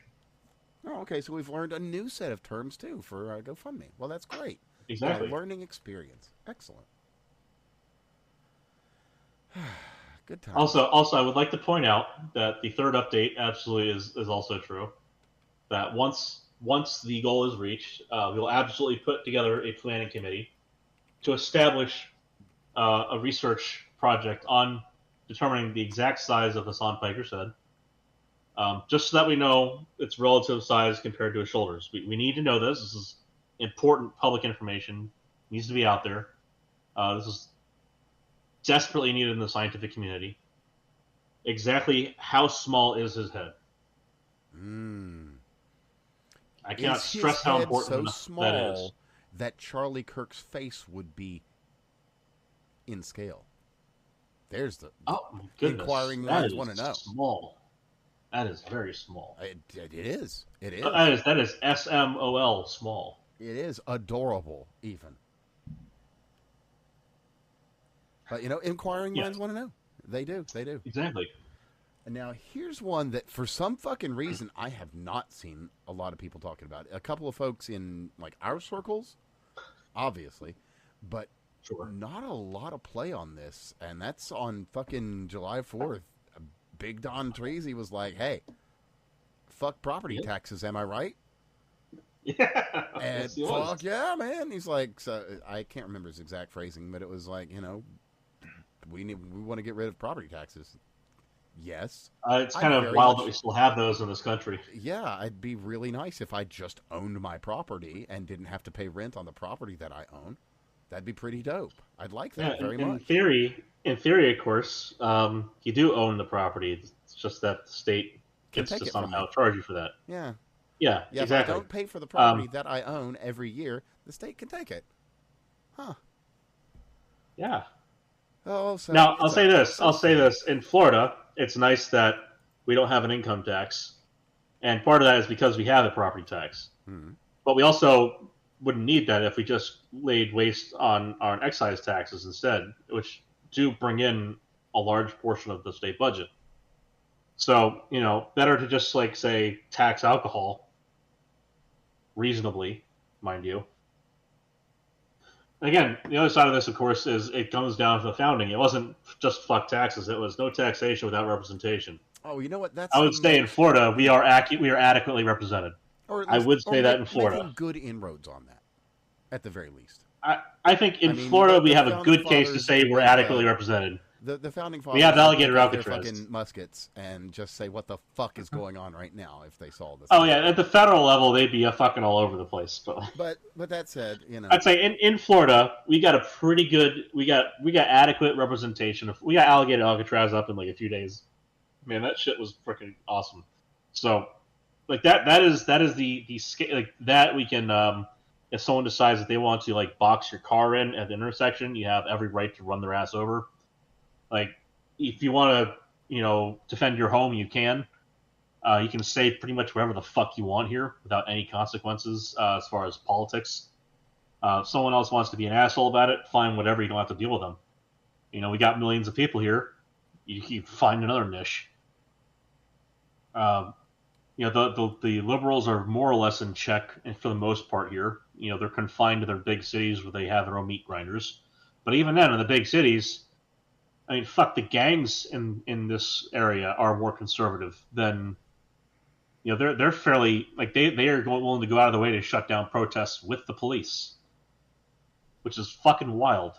Our gangs here want more order on the streets than you find in a place like California. Yeah, that is. That's saying something. We got fucking conservative street gangs. How the fuck did that happen? I'm not saying like street gangs with conservatives. I'm saying like the gangbangers here want peace in the streets. That's all. Like they just want like a nice place to live. Wild. Oh! So like the mafia, like the old school, like classy. Like they just it's nicer when it's nicer outside. It's nicer when you don't have like violence everywhere and a bunch of rioting shitwits. It's kind of crazy. Yeah, that's true. Yeah, so again, like I would say, like even with like the dens of evil you might find in bigger cities here, we're doing okay. Which is, again, it's kind of nuts.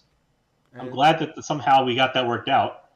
Whatever the fuck the secret is, maybe we could find a way to export that to other states. Texas could use a little bit more of that, I think.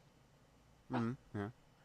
But there is something that I haven't seen a lot of people. I've seen nobody but one other person talking about it other than me. And I haven't really been talking about it much other than IRL because it kind of slipped through. So with there's a bunch of Lay it on there's us. We'll get to the NFA thing here in a minute. Well, actually no, we'll just do the NFA thing real quick because it is real quick. It's bullshit, Okay.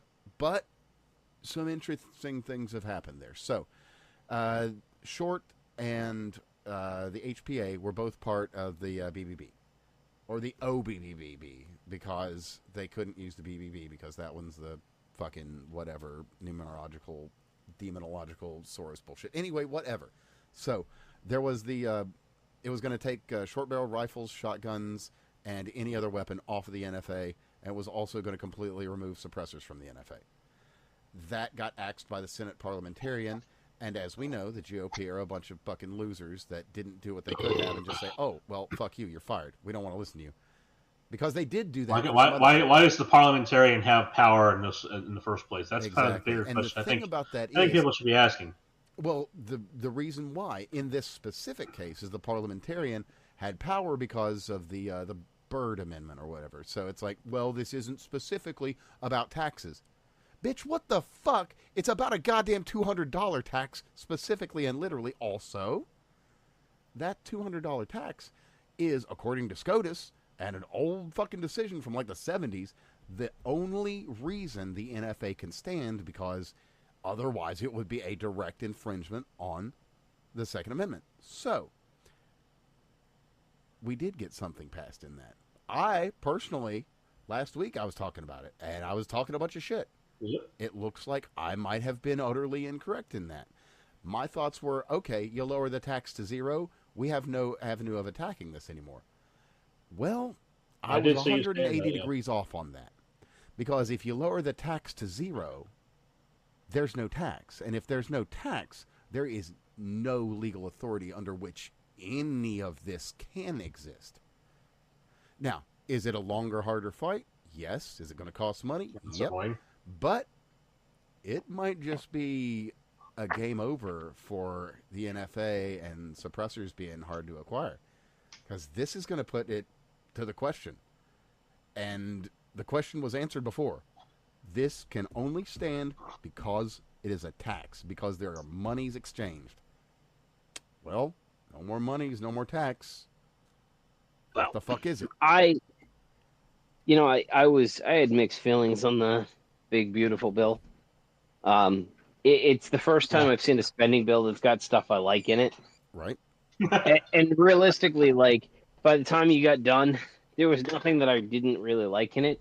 Plus, it made cuts in, what is that? Mandatory spending. Mhm. Right? Mandatory spending cuts are really hard to get. They're really hard to get. Oh yeah. So realistically, like it did things.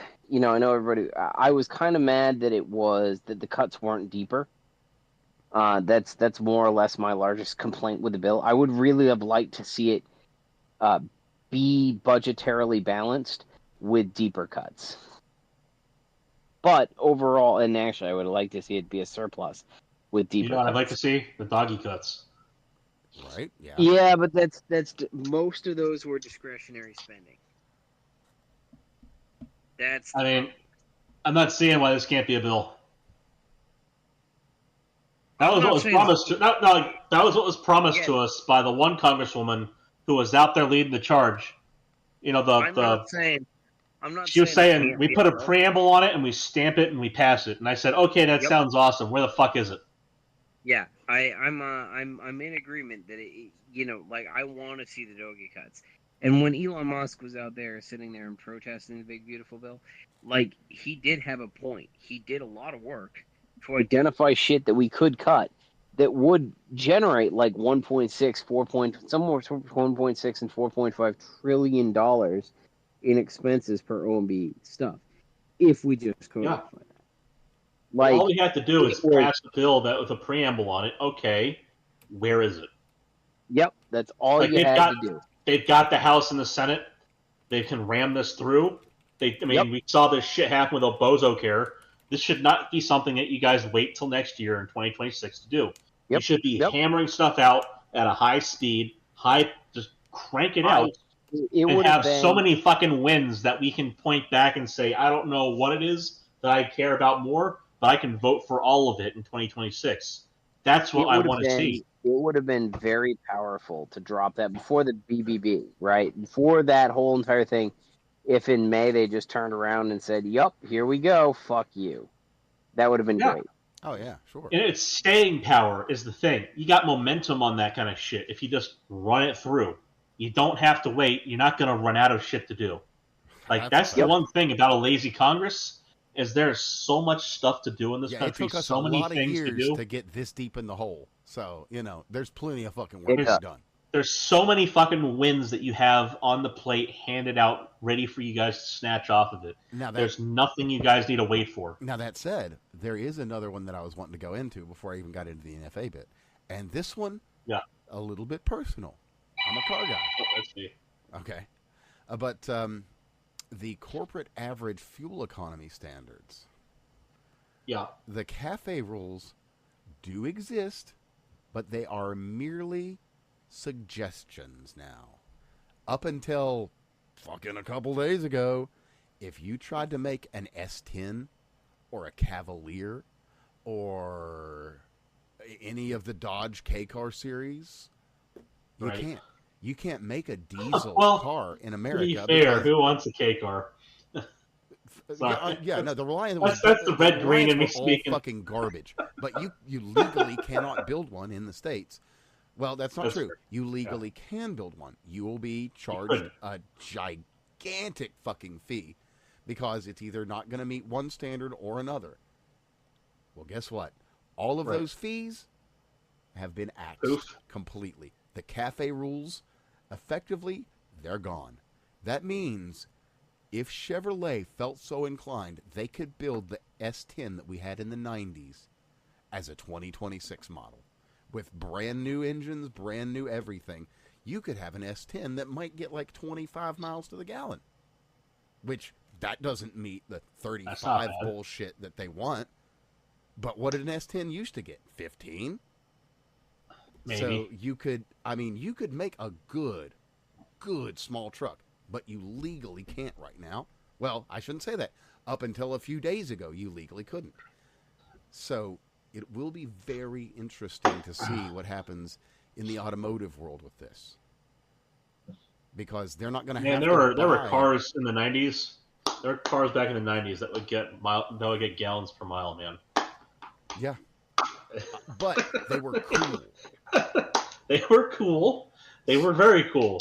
So think They about were this. terrible for the Well, environment. but by that same notion, think about what if you take, say, the most If you took ridiculous. modern engines and you put them in there, you'd get some fucking dozers today. You'll get some wild machines. Yeah, you'd get some. Like, let's put it like this: American Muscle is a car term for a reason, and that shit could come back. Absolutely, Like, we could have proper, real deal efficient, muscle cars. modern American muscle that is like frame bending power behind the wheel. That shit exists. That is a possibility that we can bring back. And it doesn't have to be and the it's not gallons gonna per have mile to be range. $120,000 fucking ZR1 Corvette. They could they could bring back any of the old school. You can't build a coupe now because they don't weigh enough for the fuel economy that they have. Like, how fucked is that? You have to build a car that weighs more because the fuel economy numbers are impossible to hit. That's why my first two that's why cars the were only Honda Accord little coupe. fast things we're seeing, like the little trucks that are getting made, they're all electric. Like the fucking Bezos truck, it's an electric truck. There's another one, it's electric. There's like 3 different small electric trucks that are coming out in the States that are. Well, I'll be fair on this. Like a little dinky electric truck that has a niche that would be fillable, like on a decent sized property. But like for banging around town and shit, like that's pushing it. Like, it's kind of like saying, like, you know, people should be able to go out and get a forklift, and you can get a proper good forklift for the home. It's like $3,000, like maybe $5,000. But you're not going to like drive that around town. That's for specific uses around a shop. Sure. But I mean, like, I think I see electric trucks the same way. Those little dinky ones. You know, like I see that kind of in the same vein. Like, I'm not looking to go down to Publix with one of those. You know, I'm not going to go to Food Lion or Kroger and hit up one of those places with one of those. I want like a town car. You know. Well, and if you want a something truck I can go out buzzing that's around going town to be for. a good truck that's electric, there's actually only one right now that is a good truck that is electric. It's the Silverado Fleet Edition, not the regular one. Oh. The regular one has like a 200 amp hour battery, and the Fleet one you can get the 400. Or no, 200 mile battery, and the Fleet one has a 400 mile battery, and it's also like the uprated wattage, so it can fast charge too. To give scale to people who aren't on the know on these kind of things, like the standard basically for a gas car is 600 miles. Like that's the standard range that you expect out of a vehicle if you're going to go to the car dealer and buy one, and you want to get a car or a truck, what have you. The standard for gas is about 600 miles. That's a 10-hour day, effectively. Yeah. And that's the goal. That's the standard. With any electric, really.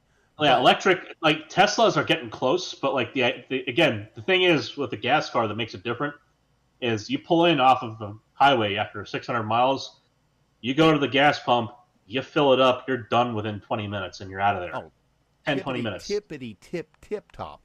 That's a bathroom break and paying for it involved. RV or like a semi truck.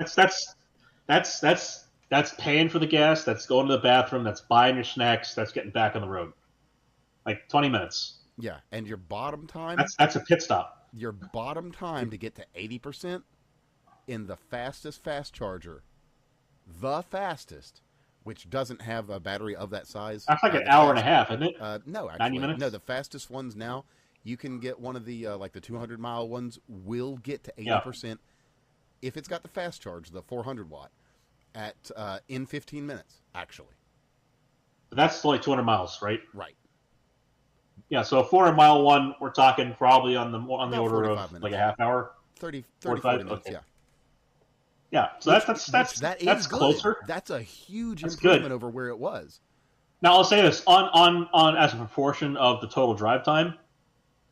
I mean, yeah, it's sizable. It is bigger, but like that's not deal breaking bad. That's 80%. That's not a full tank. Right. That's the problem. That's where I was going to get to. Is like, but that's not 100%, is it? Right.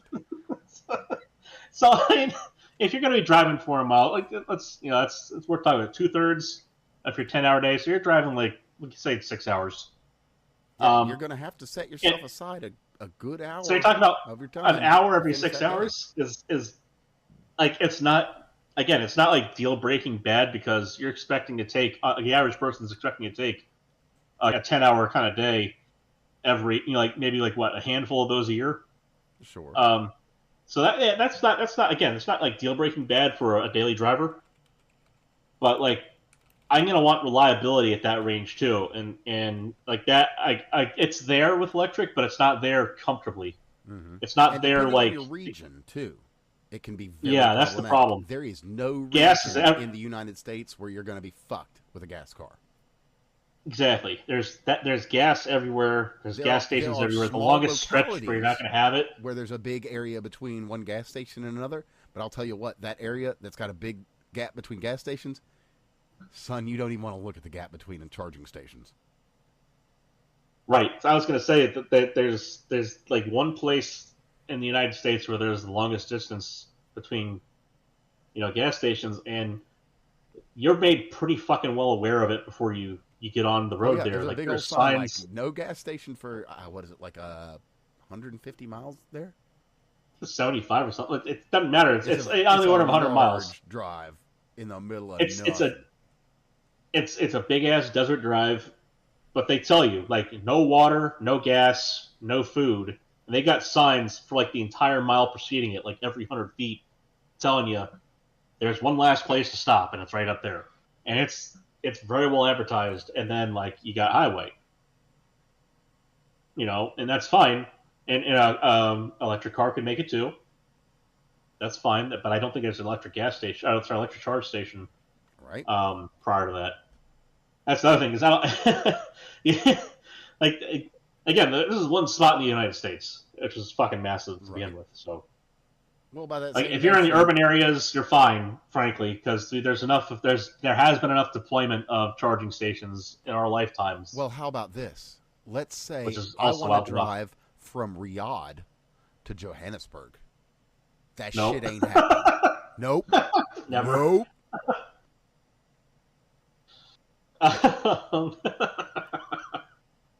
Well, let's say you want to do that now in any vehicle. It's going to have to be gas. Yeah. And it's going to have a big It's gonna be a fucking tough tank. time. It's gonna be a tough time already. I'm probably going to need to carry some weaponry, et cetera, et cetera. Well, yeah. Yeah, that's what I was gonna get at. It's like you're gonna be going through a couple different layers of hostile territory there. Oh, yeah. No. That's going to be a fucking trek right there. I mean, that'd be very interesting. So I guess what we can say is that you're more likely to see a Toyota Hilux than you are to see a fucking Prius in the Middle East. Thank you for bringing it back around, my brother, because the relaxation of these cafe rules, we could actually maybe get the Hilux. Oh shit! Yeah. So wait. Now this comes with a serious risk, and if anybody in the audience has Jimmy followed Carter a rising certain from his Mr. grave? has followed a certain Mr. Detweiler. Cody would. There's a risk.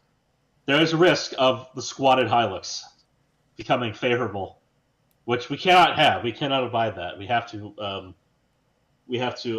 Dare I say, kill that idea. It cannot be allowed to manifest. Yeah, just axe that one in the womb. Just no. No Hilux squats. Look. Where are the abortion advocates when we need them to do something important? Yeah, you got to do something right every once in a while. Why can't we find these broken clocks when the time is 12? Yeah, all right. Oh man, fucking squatted Hiluxes. No. I mean, I'm glad it's not Florida. That's like the place for them. Fucking North Carolina. Why they have such a high density of squatted trucks there, I don't understand. I was actually talking with my folks on the way home tonight about just trucks and shit and how people will do the most retarded things with them. Like, why did you get a set of 24s and then a set of tires that is literally 1 inch tall from the edge of the rim to the fucking tread? Like, what are you going to do with that? and it sticks out like 3 inches on each side from the fucking truck. Like, okay, Right. what exactly the fuck are you going to do with that? Is that for off-roading on Well, what off-road they need, interstates, off-road what they highways? need is they're gonna put 7 or 8. They're gonna put 7 or 8 extenders on the axle, and then they're gonna pop the tire on like a full 3 or 4 tire widths out from the body. Just in case the turning radius needs to be No, that is a thing too. 5 For feet. some reason, they don't even like so often. I It love- doesn't even come oh, to where oh. the original tires were. Right. I mean, to be fair, it couldn't because they're fucking Tonka trucks now. But Physical interference, yes. yeah, The ground exists. and the car body, and the fenders, Right. and all that. Hey, at some point, the axle has to clear the dirt. Yeah. So That differential leaves a line in the dirt, man. Why is there transmission fluid in the line behind the car? I don't know. Do you hear the gears anymore? yeah. Oh my. Oh, something funny happened over the weekend too. There's a new Call of Duty World War II You game, tell. and it's Does that have feminists in it again? I'm well, sorry, aliens? no, it could technically have anything at all in it because of an is it like unpatched Gary's mod? RCE exploit, which is allowing people to shut down people's computers, have images pop up, have them pop up the notebook and type stuff at them. Oh yeah, good stuff. Dude. Yeah, that came out. This sounds just like Thursday. a great game. It sounds Doesn't like an it? excellent game. It sounds like it should be unpatched and remain that way. It sounds appropriate for people who still play fucking Modern Warfare. Well, yeah. Yes, Call of Duty Modern Warfare. Yeah, you gotta bring that shit back. So that's just kind of a funny thing that happened. That was a no comment. I got nothing really for it, so whatever. Oh, speaking of getting nothing, Diddy. That's all. Basically nothing. Oh, yeah. Diddy didn't do it. Yeah, he didn't do. Really? Diddy didn't do it. Epstein didn't do it. No, nothing happened. I mean, everything's fine. I don't know why you people are so worried. Jeez. Alrighty. I mean, Well, I will offer that was a jury trial, so So Hey. who did he own? the baby oil offer is a tempting one, apparently. So ain't no party like a Look, Diddy you party. you got cooking oil for the rest of your life, apparently. Yeah, This, you never want to use it. lifetime supply. I don't know. That's good. Never mind if it's fentanyl laced. Whatever, doesn't matter. Never mind if it was poured back in a container afterwards. Ugh. So so let's go back over to the West Coast and talk about something. So we all know that California is not a big fan of smoke in the air, obviously. Well, other than That's why there's so much of it. yeah, funny that they say they don't like it, but then they burn all the trees they can. That was a double entendre there, by the way. So even though you can't smoke a cigarette indoors, well, You can smoke as all of the July buildings you want. 1st this year, they legalized selling pot at wherever now, and you can use it also at wherever. So you can go get you a coffee and a joint and just smoke your not tobacco cigarette in the establishment, and just smoke your cigarette. As No, I long as would say establishments still have the right to tell you to get the fuck out if you're smoking at this point, right? Hmm? Do that. I would presume as much. I mean, yeah. That's good. I mean, it's actually I licensed. mean, there's still places. possibly restaurants you could go to there where you don't have to deal with a whole bunch of pot smoking hippies ruining your day. Mm-hmm. Well, that's AB 1775. It legalizes the cannabis cafes with food, drinks, and restaurant and entertainment, so you could have like a smoker-free. And I think that's somewhat reasonable to have a place where these people can do what they want. Well, not only that, I think guess what? it's- You I can think have that public part's places reasonable. too with SB 969. Cities can create cannabis entertainment zones. So you might go and see your Rage for the Machine and spark up a fat doober. And have a Coca-Cola, a delicious Rage Against the Machine flavored Coca-Cola. Oh, these zones, by the by, parks, sidewalks, courtyards, and street fair blocks. And that's a city council thing.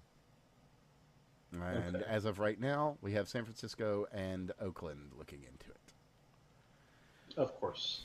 So, you can't smoke a cigarette if it's filled with tobacco in a restaurant in California, but you fill that son of a bitch up with some weed smoking, by golly, it is approved. Aren't they just the most forward-thinking people? A friend of mine mentioned something about that, like, oh, I thought you couldn't smoke in California. And I just said, well, you know what? I am so excited for the return of smoking sections. Because the smoking section was always cooler than a non-smoking section, let's be real. Yeah, that's why they were specifically fucking avoided when I was younger.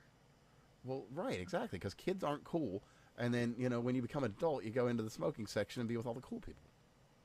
Yeah. It's simple. It's very simple. Good times. It's very, very simple when all of the adults in your life are able to confidently tell you, hey kids, all of my friends are dying of cancer. And we know exactly why. Please don't do this with yourself. And then later on, mistakes are being repeated. Because again, I can tell you this because we've gone through this several times on this show in the past. Where I think we had a couple episodes where I specifically went through all of it. The mechanism for cancer caused by smoking is Oh, yeah, no, it's like heat well promotion known. that, but yeah. And it has nothing to do with the fact that it's tobacco. I mean, tobacco makes it worse, to be fair. Well, that and the chemicals that they put in But the cigarettes don't And help either, but yeah. to be fair, that does make it worse when you're inhaling benzene with the smoke. Delicious benzene. But the fact is that any smoke will do it, and pot smoke is not magically different. So remember, use a bong, kids. You don't want those hot airs going into your lungs. It's bad for you. So I've got something that's going to give you a good giggle, I promise. We've got Already. a Vouch update. Do we? Oh, we do. From Oh, we June the needed to 30th. hear about the horse fucker. It's funny you should mention that. So, Oh, from no. Vouch, Oh, no. dated June the 30th of 2025, No! I'm frustrated as hell, man. When I talked about the beauty of horses for years, I was treated like a freak. But when some Uma Derby shit comes along, now it's popular, fucking slop lovers. Oh, Vouch. Oh, Vouch. Boy, they broke... I hope they broke the mold. This fucking guy. Say. This fucking guy. This fucking guy. Yes, that.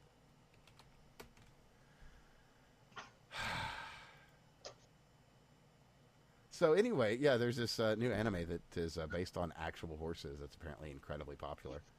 And fairly wholesome. Oh my god. That's about all I can tell you about it. I don't need to know more. Oh, there you go. I don't need to know more. Fair. Vouch is involved, and horses, and Yeah, I mean, do you need more reason not to ask another question? No. exactly, No, precisely what was getting at there. That is so much information already. Speaking of having lots of information at your hands, Alrighty. a good friend of the show, a personal friend of mine, the Giffords organization. Obviously, you know we're very close. The Giffords and I. Obviously, that of course the organization founded by Gabby Gifford's husband, because she had a fucking bullet in her head and couldn't think at the time in 2013, to discourage people from exercising their rights or owning property. That specific property being firearms, but they don't want people to own property or have rights. Anyway, so Giffords. Who would want to deny a Native American the right to defend himself? The last time this happened, my people ran into a small issue. Anyway. These pipes. Sorry.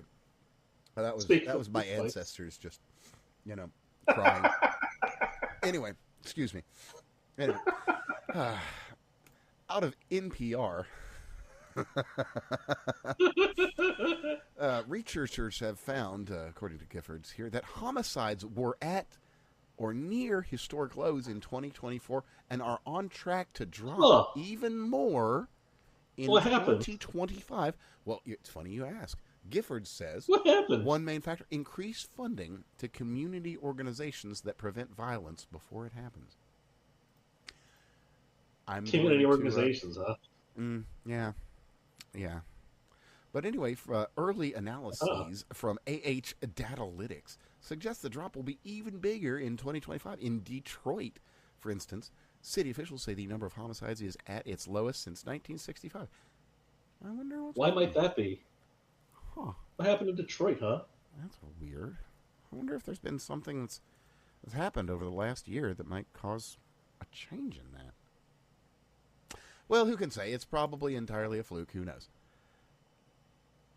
Good times.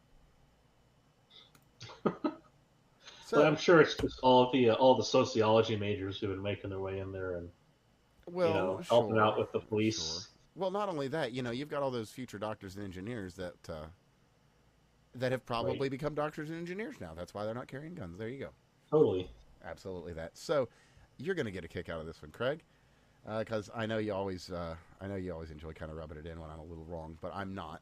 So, out of the that's preemptive. Yes, because I'm not. Because I actually do take both sides of this issue. That being, out of the Jerusalem Post. Okay, that notorious, wonderful paper. Yeah. Unless it's better than the Haaretz. Yeah, okay. Yeah. Segued properly. 12 American aid workers murdered by Hamas, others tortured in Gaza. Unsurprisingly, I have consistently said that Hamas is a piece of shit organization. Just because the other guys are pieces of shit, what the fuck is this Windows bullshit? You need to go away. You're not updating shit. You mentioned Hamas. They heard me talking shit. Fucking Hamas hackers. That's what it was. They're like, we're going to upgrade you to Windows 12. Talk about your terrorists. Jesus, that's about as frightening a thing as it can happen. Anyway, out of the Jerusalem Post, Gaza Humanitarian Foundation closed that Hamas had placed bounties on American security workers in the Strip, and that 12 of the organization workers had been murdered as of this last Sunday. So, yeah, everyone except the innocent people in this are all pieces of shit, in my opinion. And I guess it depends on how you fall on who you call innocent people, but, there's plenty of them to fucking go around that don't deserve any of this awful shit. That's fair. Anyway, speaking of people who don't deserve things, let's just move ever so slightly to the east and call out our man Don Treasy for saying dumb shit. That being specifically, and I quote, "The man that is leading Syria was the head of some tough organizations. He is pretty tough. He's a good guy." Those tough organizations, by the way, that Jolani ran, ISIS and Al-Qaeda. No, Don, you're fucking wrong. Syria is an absolute fucking shit show. And as a matter of fact, let me just scroll up to where I've got it, because there's a picture from Syria, a Homs, I believe, that I must make a point of including. It's of a 10-year-old girl. Fortunately, she's pregnant and whoring herself out so that she can make money now, because that's the way life is in Syria now, because it's so free. Yep. So I'll include that for everybody to, get a proper appreciation for where things stand. There's people that want to make Gaza that free.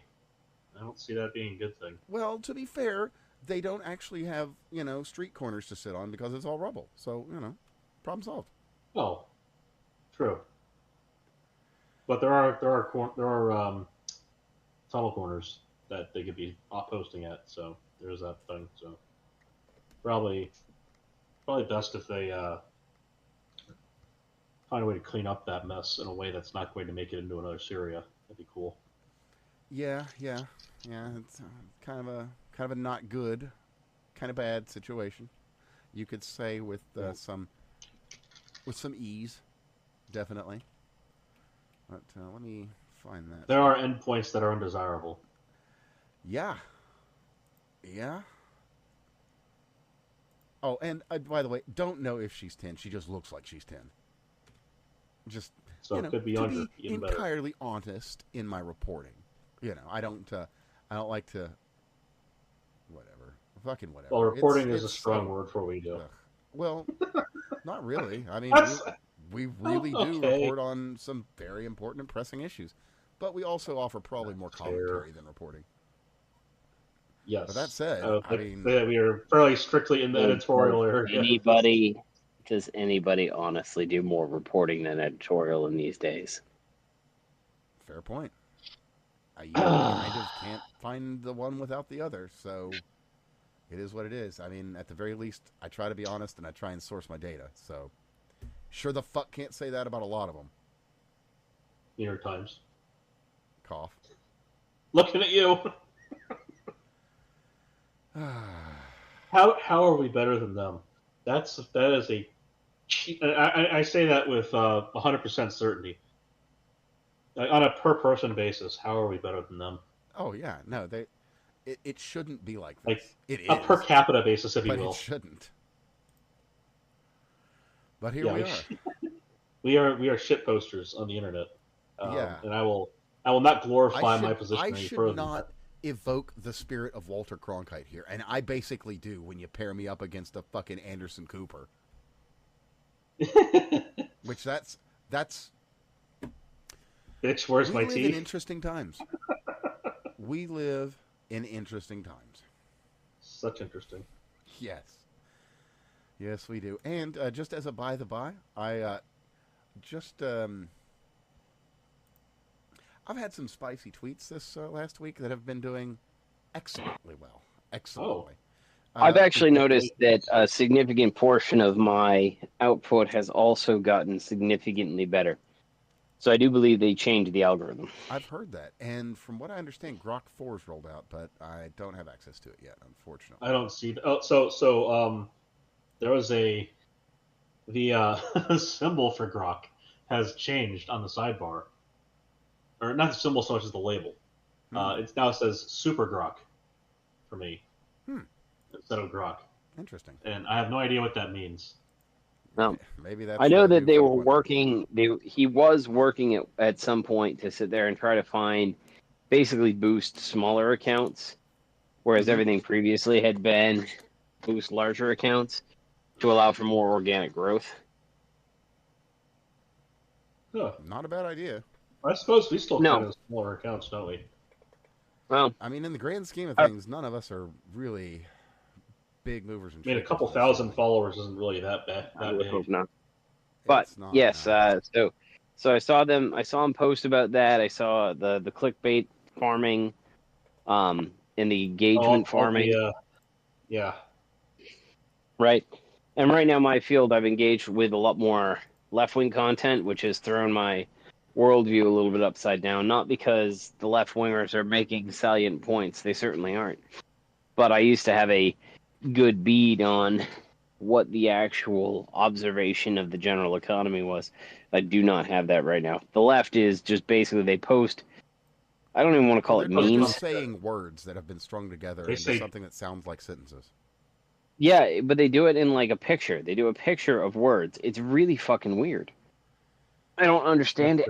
It's like all of their accounts are posting like a sentence that is on like some sort of colored background, and then they say this. And it's like, what the fuck? And half of it's all like, I know what they're talking about, but they've going back to our discussion on compression of information, they've compressed out all of the relevant facts. It's kind of wild.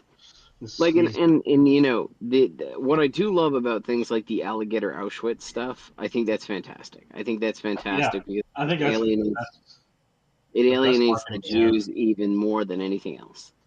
Because you have, the Jews used to vote reliably Democrat.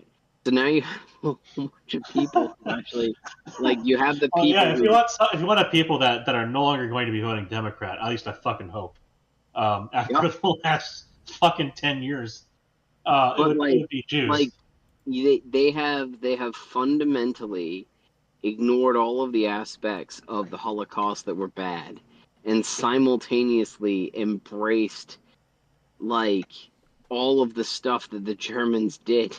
It's the weirdest fucking cult, Well, the man. funniest part It's of the it too weirdest is fucking that cult. they're still 100% all in on the Holocaust being real, while at the same time all the other shit. It's like, But the favorite part is pick, they're like fucking that pick. Come until on. a Muslim says otherwise. Because that's exactly what happens. Is they'll say, yeah, but the Holocaust, and they go, yeah, but the Holocaust wasn't really, and then they go, you're right. It's fucking Yep. wild. Oh, and speaking of leftist lies, we should probably mention the whole. We should probably fall back to Texas for a quick second, because there's been Sure. a lot. Oh, dude, the Well, shit where they're even a talking lot. about the Weather Almost Service. all of them, yes, that exactly. Where they're talking The about NWS and the NOAA, NOAA yeah. funding's ended. Trump did this. He fired all these Dude, people, it's so and then they fucking didn't get wrong. anything. Well, I have got They're a so direct wrong, and they're report confidently from wrong. DHS, and I'll just read it straight out for you. They're The wildly initial one. incorrect. As a matter of fact, they've got a full timeline of events. I'll include that for you. But long and short of it is the National Weather Service sent everything out. As of July 4th in the morning, National Weather Service out of Austin and San Antonio did their forecasts, did their briefings on emergency management, let everybody know. Same morning, They did everything they right. issued the flood hazard outlook, identified the flash flood areas in Caryville and the areas. As of 1:18 p.m., they issued a flood watch for Kerr County through Friday. As of 6:10 p.m., the Weather Prediction Center issued, what is this? I don't know what the fuck that means, but 3 mesoscale precipitation discussions. In other words, big ass Big storm. warnings. There's going to be some big rainfall, and there's probably going to be flooding. You need to be aware. So that means at that time the radios are going to start doing There's going to be some flooding in X, Y, and Z counties. 6:22, National Weather Service warns of considerable flooding risks north and west of San Antonio, specifically. And then 11 p.m., issued for Bandera County.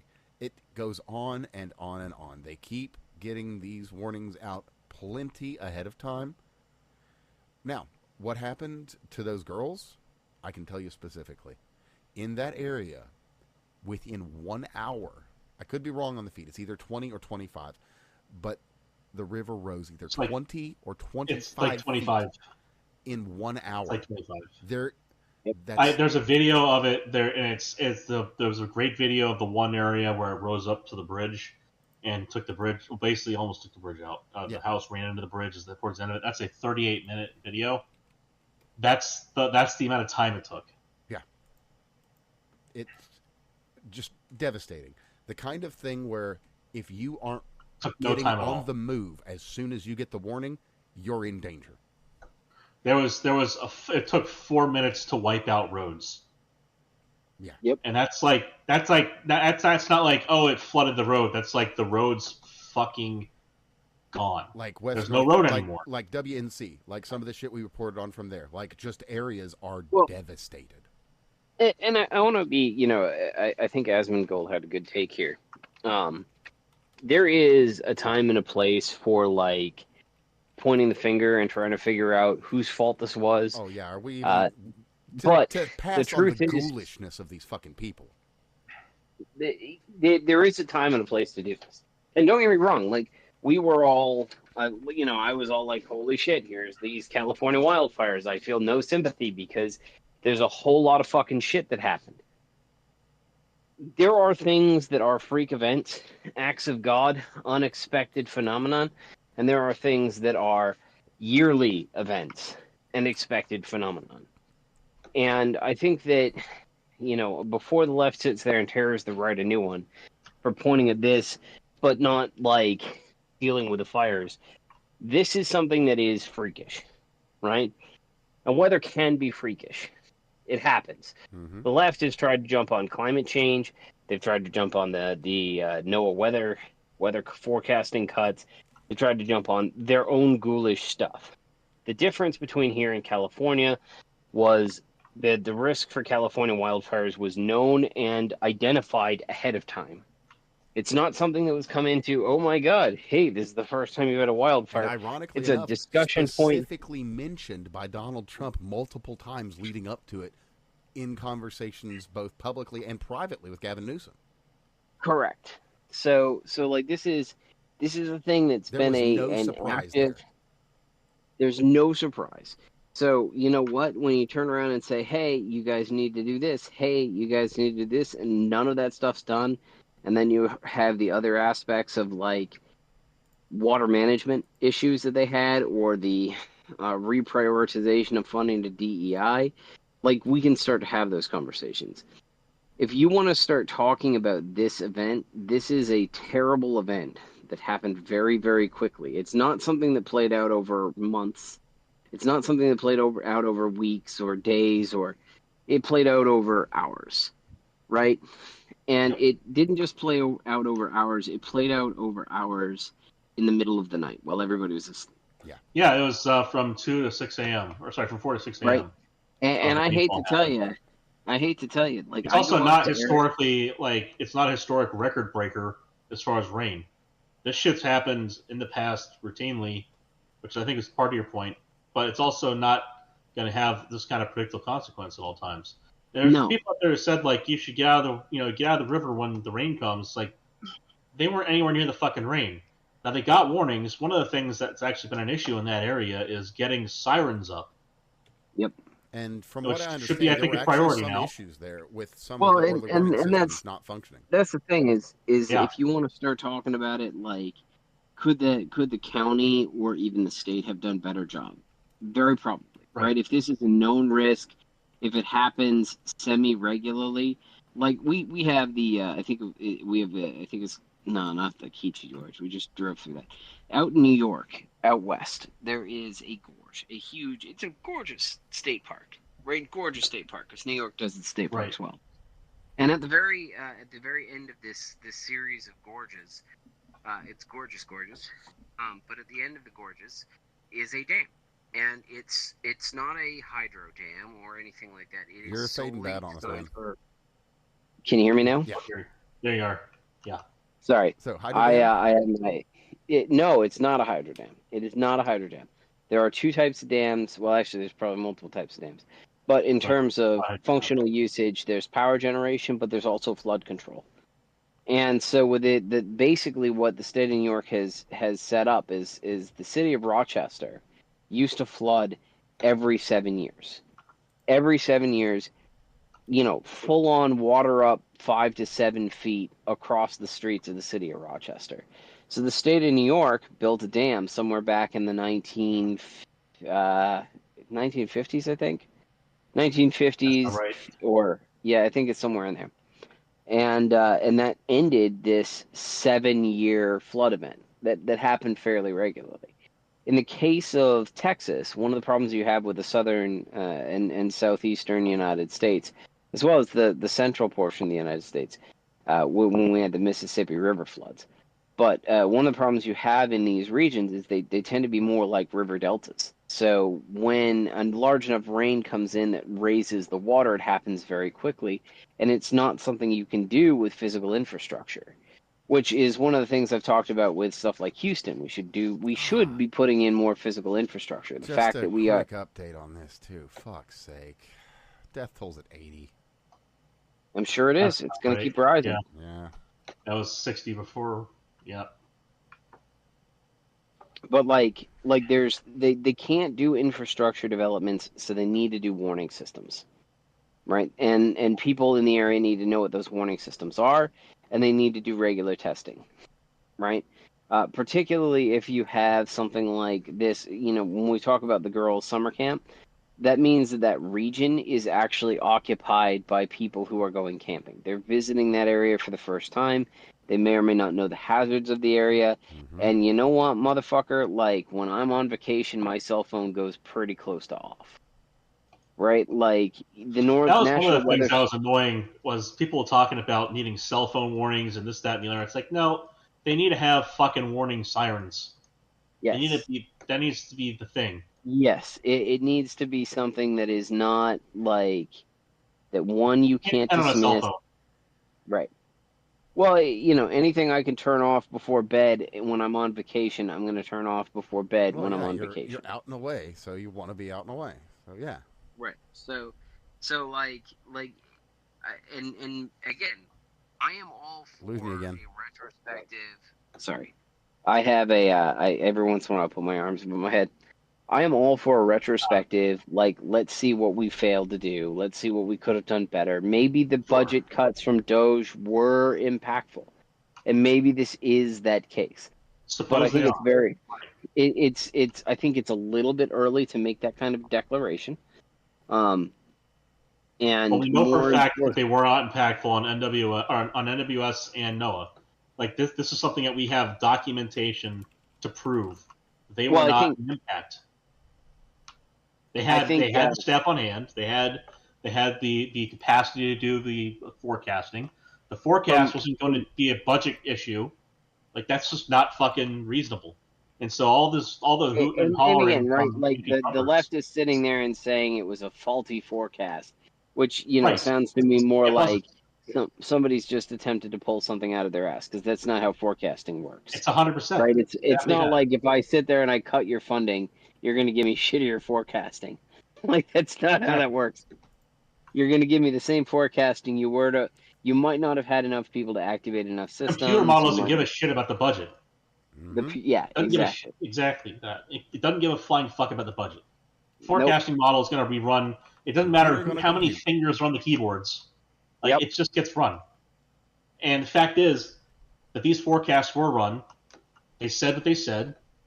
The warnings were issued, and Yep. people still died. And it sucks. And Mm-hmm. people And that will is die. kind of the end of story. Like we're always going to have in any kind of natural disaster, people are going to die, and it's unfortunate. Yeah. Right. And don't get me wrong. Like I understand people reaching for the why did this happen? That is a perfectly rational and reasonable use case for people. Like that's something we should do as a species. Is Oh yeah, we look at evaluate this where and our say, hey, leadership is there failed and what something we happened. can do to make this not happen the next time it happens, Right. however rare it may be? Right. But that at the same time, I think the left is just they're so eager to get a shot off, And on and they that haven't note, been able to land anything. I've got the one. There's lots of them. There's All right. lots of examples, but I'll just include this one. I'm not going to play it on my show because it is so distasteful. But there is a woman by the name of Sade Perkins. Oh, yeah. Yeah. I'm going to include Exactly that that. link as well so that anybody that wants to get really fucking angry can listen to her 4 minutes. It's aggravating. And Aggravating shit.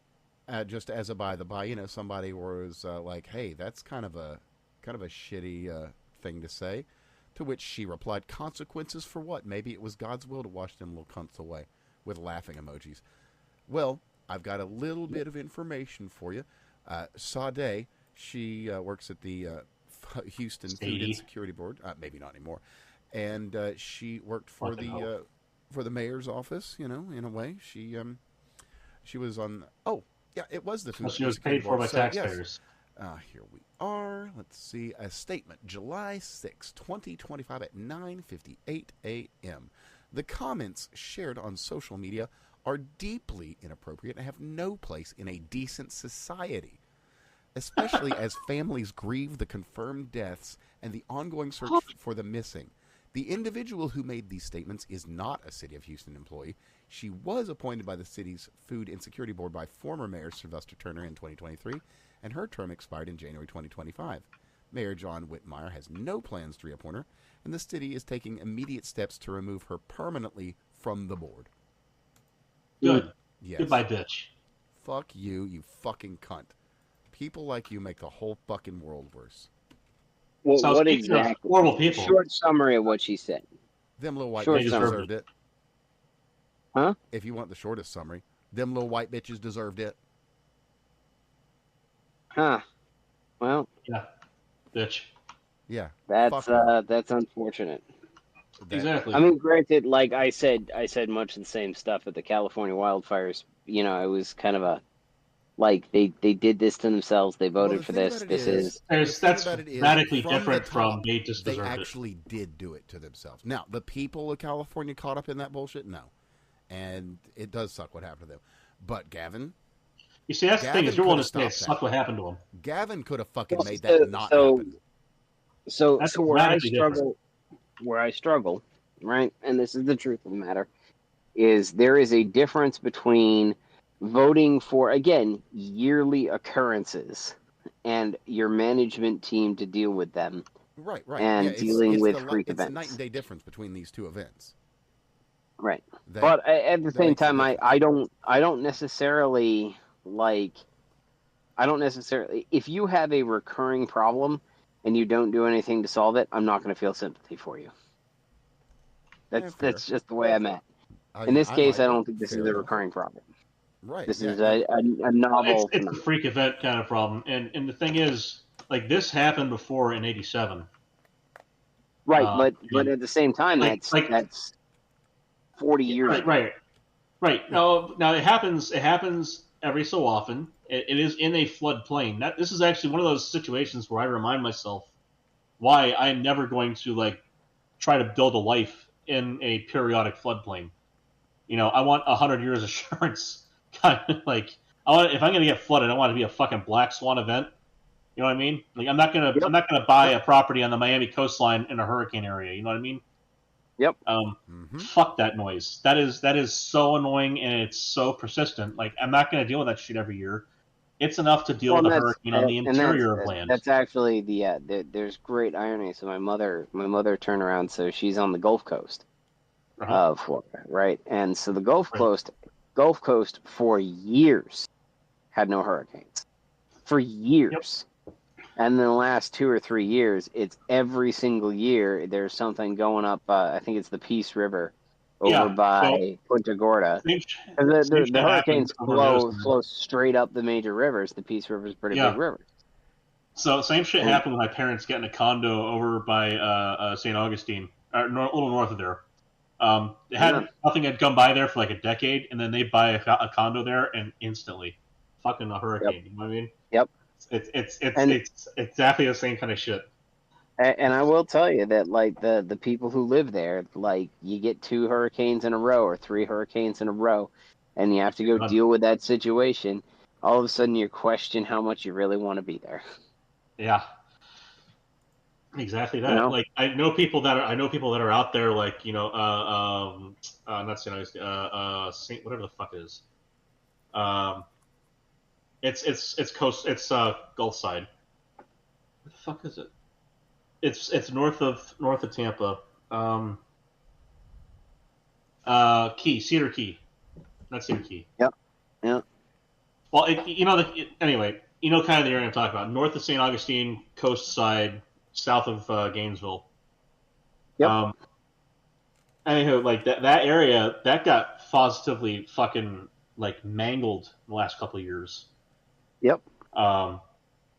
And like that's an area that's historically doesn't get that many major hurricanes that land there, but they've got a couple in a row, like same Yep. summer.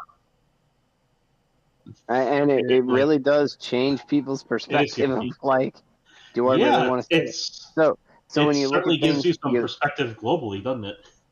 so when you look at things like the California wildfires, where it's a yearly event, right? Like, do I turn around and take sympathy? Well, no. In much the same way that the people who are living on the Gulf Coast of Florida, it's kind of like, okay, well, yeah, you got lucky. Well, You got lucky hurricanes dudes. suck.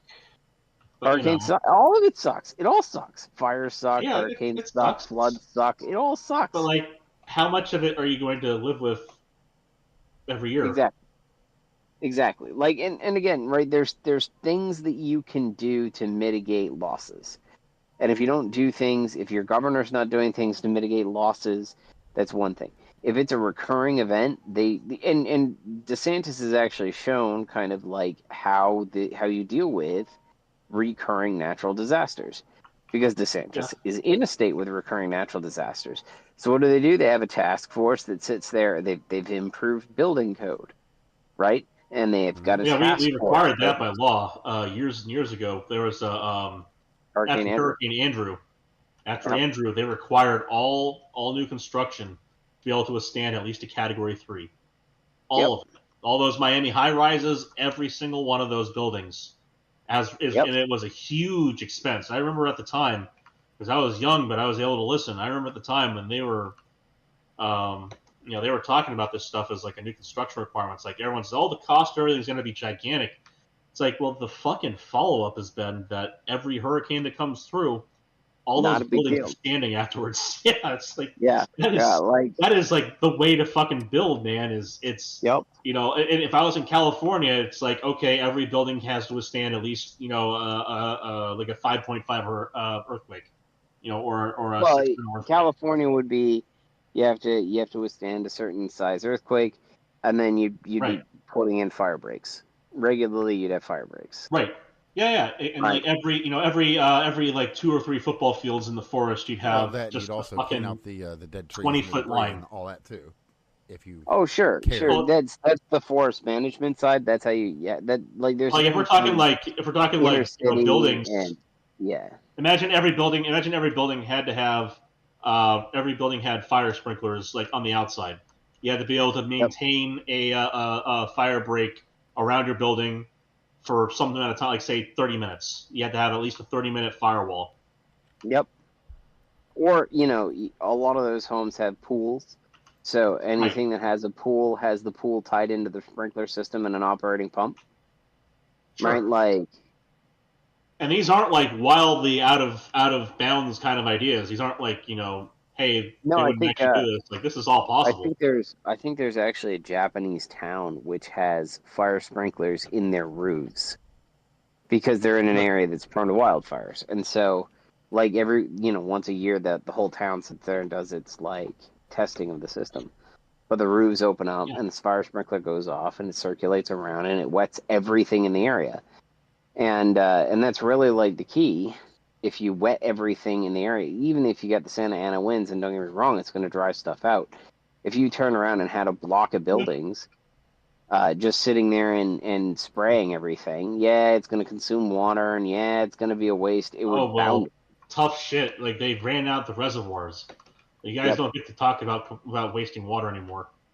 Yep. That's just done. That conversation is so over. So like, don't get me wrong. I do struggle. I don't have a problem with turning around and looking at the state and saying, hey, the state should have done better. But in this case, it's like installing warning sirens, Yeah, and they should have. Even then, sure. Even then, those warning sirens are not going to be everywhere they need to be. Now, I think a perfect example is like a children's camp. You need a emergency alert siren. And you need to train the campers as to what's going to. Right, and that needs to be tied into the National Weather Service.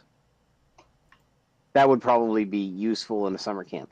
But it's still not going to prevent all of the other people who are hanging out in tents, camping alongside the river. Fair. Like you would never be able to save everybody. And it's sad. Quite. Yeah. And that terrain, triage. That terrain, they don't have the terrain to sit there and build a dam that could retain that much water as a flood control dam. They don't have the ability to do that. They don't understand like how many fucking like the number of cubic miles of water that got dropped. It's a crazy amount of water, and if you're expecting it to handle 25 feet of that. All of a sudden, like, it's not happening. It's so much water. Yeah, a lot of people don't really appreciate how horrifyingly bad the flooding was there. It's actually worse than the Western North Carolina flooding, just a little more localized. Yes, and like speaking of that, what's his name? Something Van something. The Van Matt Small? guy, Matt Van something. Yeah. Yeah, the guy that he was after that. He was seeing like the fact that like he was a lefty until the whole North Carolina thing happened. Yeah, and it was like, and he saw what the fuck is this? Why don't you care? And I love that the left are trying to be like, I saw a post from a day ago that said, "Where's Trump?" Blah blah blah happened. As far as I can see the timeline. Now again, I've been out in the woods for 3 days or so. So I believe this Yeah. all happened Saturday night or Saturday morning. Is that correct? Overnight. It was July 4th. Yeah, so overnight, July 4th into Saturday, I believe. Okay, so it yeah. was okay. So Trump was like on that shit within the hour. No, it wasn't within an hour, but it was within 24. Right, like it was within 24. He did have the moment he got called, he said basically whatever you need. Yep. That's on point. But I don't think the formal declaration was made until with like 20 some odd hours. Sure. Formal declaration aside, the informal "here's the choppers" was like instant. I'm not disagreeing. And like the left was trying to sit there and pin this as a North Carolina MAGA thing, and I'm like, as I remember it, North Carolina didn't get any support from FEMA for 7 days, and then both Florida and North Carolina had reports of FEMA operatives skipping houses that had any MAGA flags or banners. Exactly. They said that they weren't going to fucking come to our houses. That was what was pissing me off. Was they said, "Fuck you, we're not coming to your houses." At that point, I kind of decided, like, okay, well then never come to my house again. If you don't show up for taxes because they're not going to be getting any if that's going to be the case. Yeah. Like, that was so fucking wildly inappropriate for them. That was the most. See, those were the two things. One, it took a week to respond to North Carolina, and there's three things. One, it took a week to respond to North Carolina.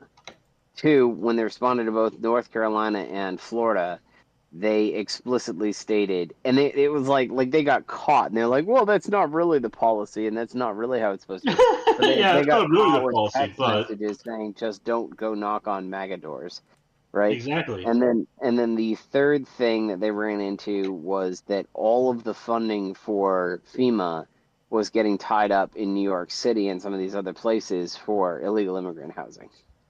Yeah, $1.5 billion of it. Yep. That was the fact that they said don't go to our houses, and then they said we're gonna just spend it all on illegals. Yep. Like it was just one of those things that you can be cynical about it, but you're not really prepared to see it. Like, I could be a cynical prick and say, yeah, they would do that, but I'm not really hoping for it. You know what I mean? I don't want to be right. I want to be correct here. Yeah, there's a number of situations like that. I prefer to never be correct about that shit. Ever. It's disgusting. Oh, it looks like one of the individuals, Nick that we were talking about, has actually issued an apology. How about that? Let me see here. And this, of course, would be before he said what he said on his Discord. Let's see here. We have Nick Palm. He said, "Sorry, guys, joke went too far. I wasn't fully aware that was the one where he got... It's tragic. Donut called him out. I'll be more mindful going forward." Yeah, I've got that. Yeah, so what happened was Donut Operator saw that, and then he saw the Discord thing, and decided, he's called out and said he's not upset about this shit. He's upset he got caught. Mm-hmm. Like, you're fucking 100% right. Yep. What is this for? The guy we were talking about earlier was talking shit about the dead people. Some Twitch faggot. He decided he was going to run his mouth about the girls dying in Texas. Yeah, and then of course Texas. Yeah, an Austin faggot. Houston, but whatever. The other one's from Austin. No, I think okay. I may have got those two mixed up. In any One's case, boys and girls, it is the school night, and I need to go to bed. It is indeed. It is pumpkin. It grows late. So let's throw out a little bit of good news for people here. I have to go to bed, so I will talk off. I appreciate the invite for the good news. You guys have a great night. For sure. Have a good one, man. Sure. And a good night to you. Talk to you soon. So, talk to you soon. What we got here is some really, really interesting stuff out of nature, which, just as a by the by... Out of nature? Yeah. Anyway, So Well, there's a little bit of a ever since revelation COVID, about right? nature that they've. Well, nature has a lot of yuan in the bank. Let's I just bet it say. does. A Oh, I know it whole- does, actually. Whole lot of yuan. Because for some reason China likes paying money into nature for some reason, just mysteriously. Anyway, we've got something that's They only that's took out a pretty certain number of fucking awesome. articles for China. Cough.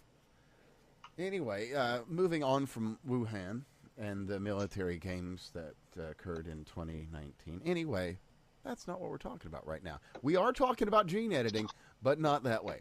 So, Okay. Out of Nature here, published from who published this?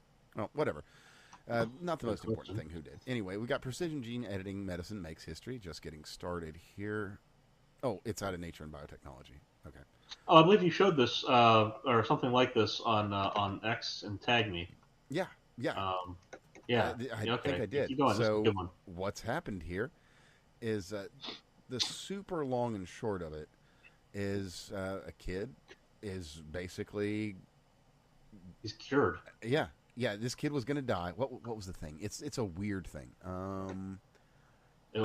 He had a mutation in his carbamylophosphate synthetase gene. So this is a thing that you're gonna die.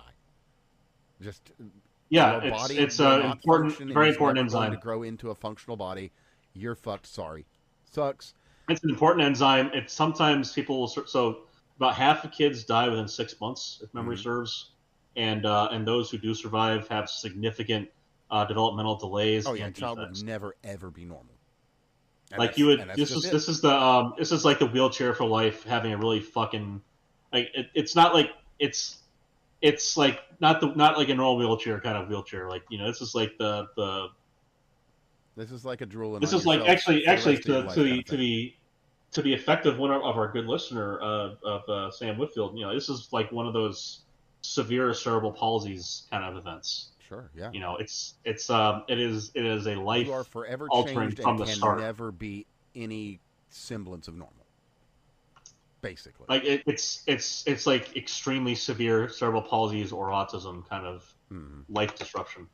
And as the article here says, half the babies with this urea cycle disorder die before their first baby, and even when they survive this, they experience severe developmental delays. There you go. So, long and short of what's happened here is this child at about 7 months old, okay, well, let me see if I can get the exact time frame on there. Okay, there we go. At 2 months of age, they got his genome, got it sequenced. Yeah. Then, does it say what they used? I don't know if they say what they used, CRISPR or what. I think they basically used CRISPR-Cas9, I think, effectively. Yeah, they did. As a matter of fact, no, they didn't. They used something else, like a more advanced version of that or something. Whatever. Okay. Either way, they used. Well, they more went modern ahead and CRISPR they did system. gene editing, though, was the thing, is the important thing. Yeah, it's the same kind of technologies as that, but more They specifically modern. did gene editing. Yes, and they implanted it in this kid, rewrote that gene. He is now 9 months old and appears completely healthy. So here we are. Novaka. We can save people's lives. People that were This is the goal. not going to make it. It was done. Your story is done. This is a story of you. It ends here. Now it. This was the goal, by the way. The entire time was to get people to the point where they can survive. Mm-hmm. That they are now viable. They can live. They can have a life. We can fix people. This is $6 million man territory finally. Organically, no less. Which I support. All Yes, of them. organic. I like technology. Organic Whole Foods organic Whole Foods $6 million. Well, I don't mean that. I mean like biologics as opposed. I to know. I'm giving you shit for it, but it's funny. No worries. But you know who does deserve some shit? Mr. Garcia, the Mr. Maryland Garcia. man. You may have heard of him. He's from Maryland Indeed. and not anywhere else, especially not Guatemala. Totally. So anyway, he released a statement that things were really just terrible for him while he was in El Salvador and CCOT. Well, first, the DHS spokespeople, they came out and said, no, you didn't. That is not true. And then Bukele was like, actually, let me show you some fucking video of him laughing and dancing and having a good time with everybody. Oh yeah, they came out with their seats on his ass. That was good. Oh yeah, no, it was beautiful. So there's your number 2, and we're not gonna stop at 2. We got one more good one, and this one is out of this same shitty West Coast state. They just have to keep taking L's, and well, on July 1st, out of the Southern District of California, federal judge Honorable Kathy Ann Bensivingo. Holy shit, I think I did that right. Okay. Anyway, the Honorable Judge Bensivingo. God, that's a weird name. Whatever. I'm getting sidetracked. Anyway, anybody, myself, Craig, Steve, whoever, you, listener, you want to get a concealed carry permit in California, carry around Los Angeles? They can't stop ya. So go ahead and send in your papers. I would personally advise not going for the Los Angeles Police Department. They're kind of notorious for turning those down. But, you go to a nice NorCal city, say, hey, Mr. NorCal Sheriff's Officer, man, I want to get my concealed carry. And, well, if it's NorCal, they're just going to say, fucking, of course you can. And then you can go visit California nice and safe. Alrighty. So, yeah, actually, there's kind of a surprising amount of decently good news lately. Yeah, that is unexpected. Yeah. Certainly. And again, I'll gladly claim the L on the $0 NFA thing. I thought that was a fucking dead in the water, we're fucked thing. Nope, it's actually a really, really excellent avenue of attack on this whole thing. Like, I want to see it actually pursued. I want to see that pursued like vigorously. Well, like actually, FPC and 2AF, Firearms Policy Coalition, and the Second Amendment Foundation have already gotten started. I want to see NRA like, at has least not, make it out obviously. Of course not, because they're fucking pussies. Although Wayne Lapierre made that place. Shake-up. So Wayne and a lot of his people are out now. Some of his people are still in. Yeah, but fuck that guy. Things are moving. Thank fuck. That guy's a fucking. I have a lot of choice words. A starch soup. I had a lot of fucking words. A lot of fucking words for that guy. Benedict Arnold is the nicest one I've got. True. Oh, and another one out of California. What am I saying? This one looks like it's going to completely, just totally going to go through. So they got the 1 month. They got the limit of guns. Also, we didn't report on that one on the last one. So also out of Cali, 1 gun a month. Not anymore. Yeah. Gone. Also, guess what? This one looks like it's going to go through. They're trying to hit the 18 to 20 purchase ban. Boosh. Well, good. So it looks like California is being forced to be reasonable, at least a little. Forced into giving people human rights, yeah. Yeah, funny. And speaking on the opposite end of that, this isn't good news, but it surprises no one. Mr. Mamdani out of New York City hates human rights and wants to, end all gun ownership. He's made pretty specific statements on that. Yeah. Now this is a guy who started his own SJP chapter at his school. Like he already doesn't care about humans. Very clear about that. Not at all. He's if he gave a fuck about people, he would. He's a real piece of work. But I will say this, as New York deserves a man like him. The innocent people of New York don't. But unfortunately, sometimes the only way you learn is through suffering. And there's some forests that need a fire to survive. Yeah. That's a really bad way to say that, but like. Yeah. that's actually been a sentiment I've been seeing more and more from New Yorkers, is that perhaps this is the time where we need to let it burn. It's only so that we can build from the ashes what it should have been. And that is just like, that is given up on a scale I can scarcely appreciate. Can't really fathom that one. But I mean, I get it, but like I don't like it. And to finish the night, by golly, I've got a real... Well, I've got two. The one is just hilarious. The other one is two. But this one, out of the Daily Beast, and there's video. There's fucking video. Out of the Daily Brothel? I'm not talking about Hasan and his time in Germany. Oh, Anyway, okay. no. Oh, did somebody say minors working at a German brothel? What? What was Passport that? Bro? Yeah, I okay. don't know. Oh, yeah, I don't know yeah. anything about that. All I Wait, fake lawyers? What? What? No. Who can say? Who can say? Anyway, Joe Biden has said that world leaders are asking him for advice in this new. Yeah, okay. I believe you. Uh-huh. World leaders named Jill Biden, huh? Yeah, sure. Yeah, okay. Oh my god. But the fun one is actually Fucking out of amazing. Reddit as of June, the end of June, from our Fluent in Finance. It's Okay. I will read it. I'm Let me waiting. just grab this real quick. I'll throw it in the staff chat so that you can check it out, and then everybody, it'll be the very last link so that you can truly appreciate it. But I'll describe it for anybody that isn't going to be looking at it directly, or you're in a car or whatever. It's a political cartoon. You see multiple cartons of eggs on a stand on the left, and then multiple cartons of eggs on a stand on the right. Oh! I think this is that great one from. And it's so good, and the timing is so perfect, so perfect. So on the left it says under Biden, and you have a man in a MAGA hat that's complaining. And then on the right it says under Trump, and then you have a MAGA man not complaining. Of course, on the left, the eggs are $3.75. On the right, the eggs are $7.50. Note again, released at the end of June by a Slungstad, is the artist.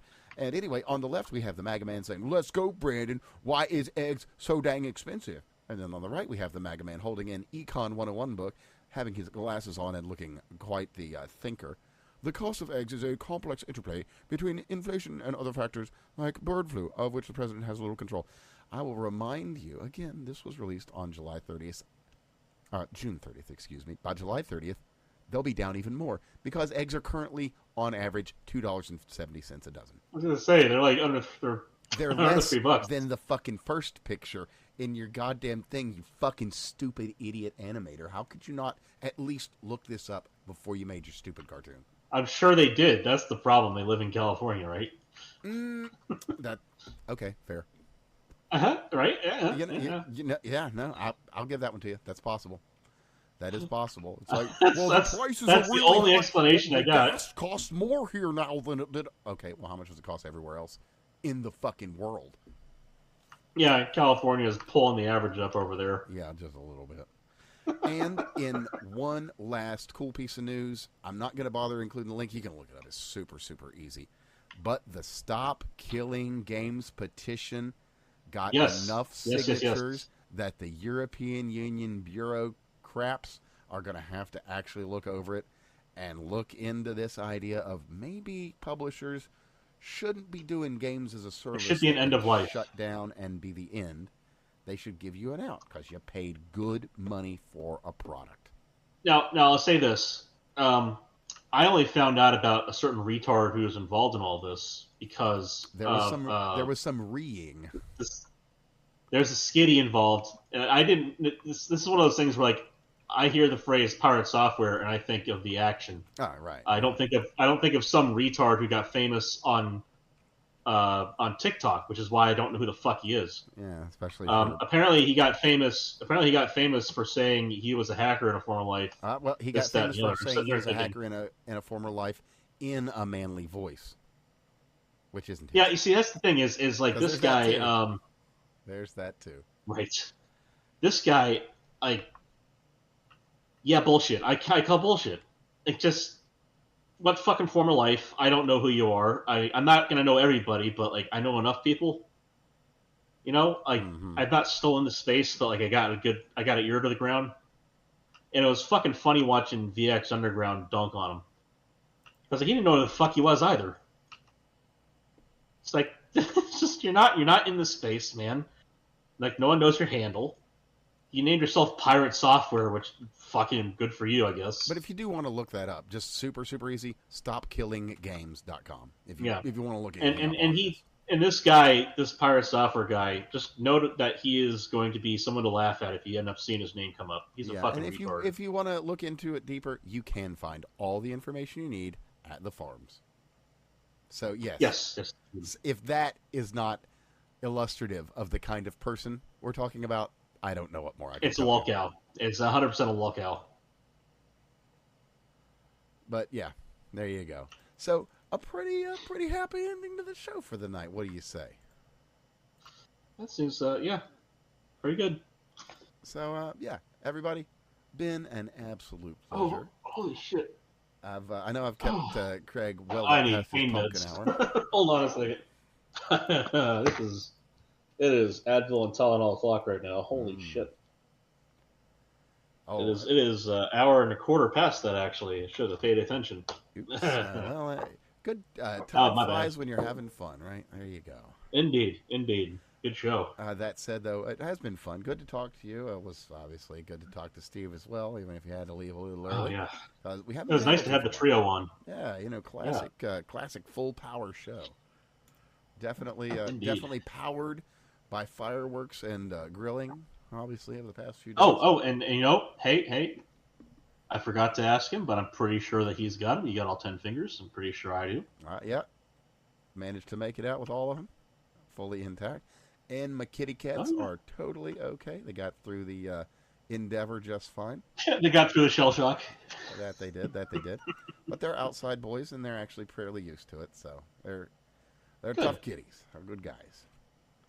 So everybody, been an absolute pleasure. You can find Steve at Ratman720. You can find me at that fake guy Dan, and you can find Craig, CraigBob99. Of course, give us a follow. More importantly, though, share the show around. Leave a comment, like, subscribe, tell people to tune in, because there are people that are doing things like this, but it's not as good, and it's not as sourced. And as biased as I am, I genuinely try not to be. So take that for what it's worth. And I very biased. I wear my bias on my sleeve, so you can see it right there. That he does. So you can see it right there, right next to the SS. You know, Sorry, we like our spicy windmills here. What can I say? Exactly. Well, you know what they say, Craig. Works makes you free. So you have a great evening. I'll lean into that one. I'll just put my hand up vertically to help support myself.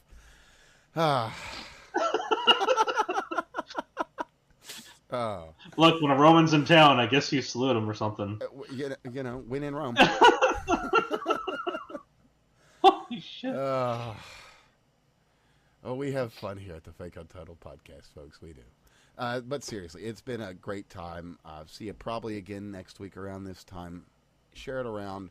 Pleasure in having you here. And, well, be safe out there. The world's a little bit crazy and a little bit dangerous. And as I've said plenty of other times, you are always your first responder. So be good out there, peeps. Later.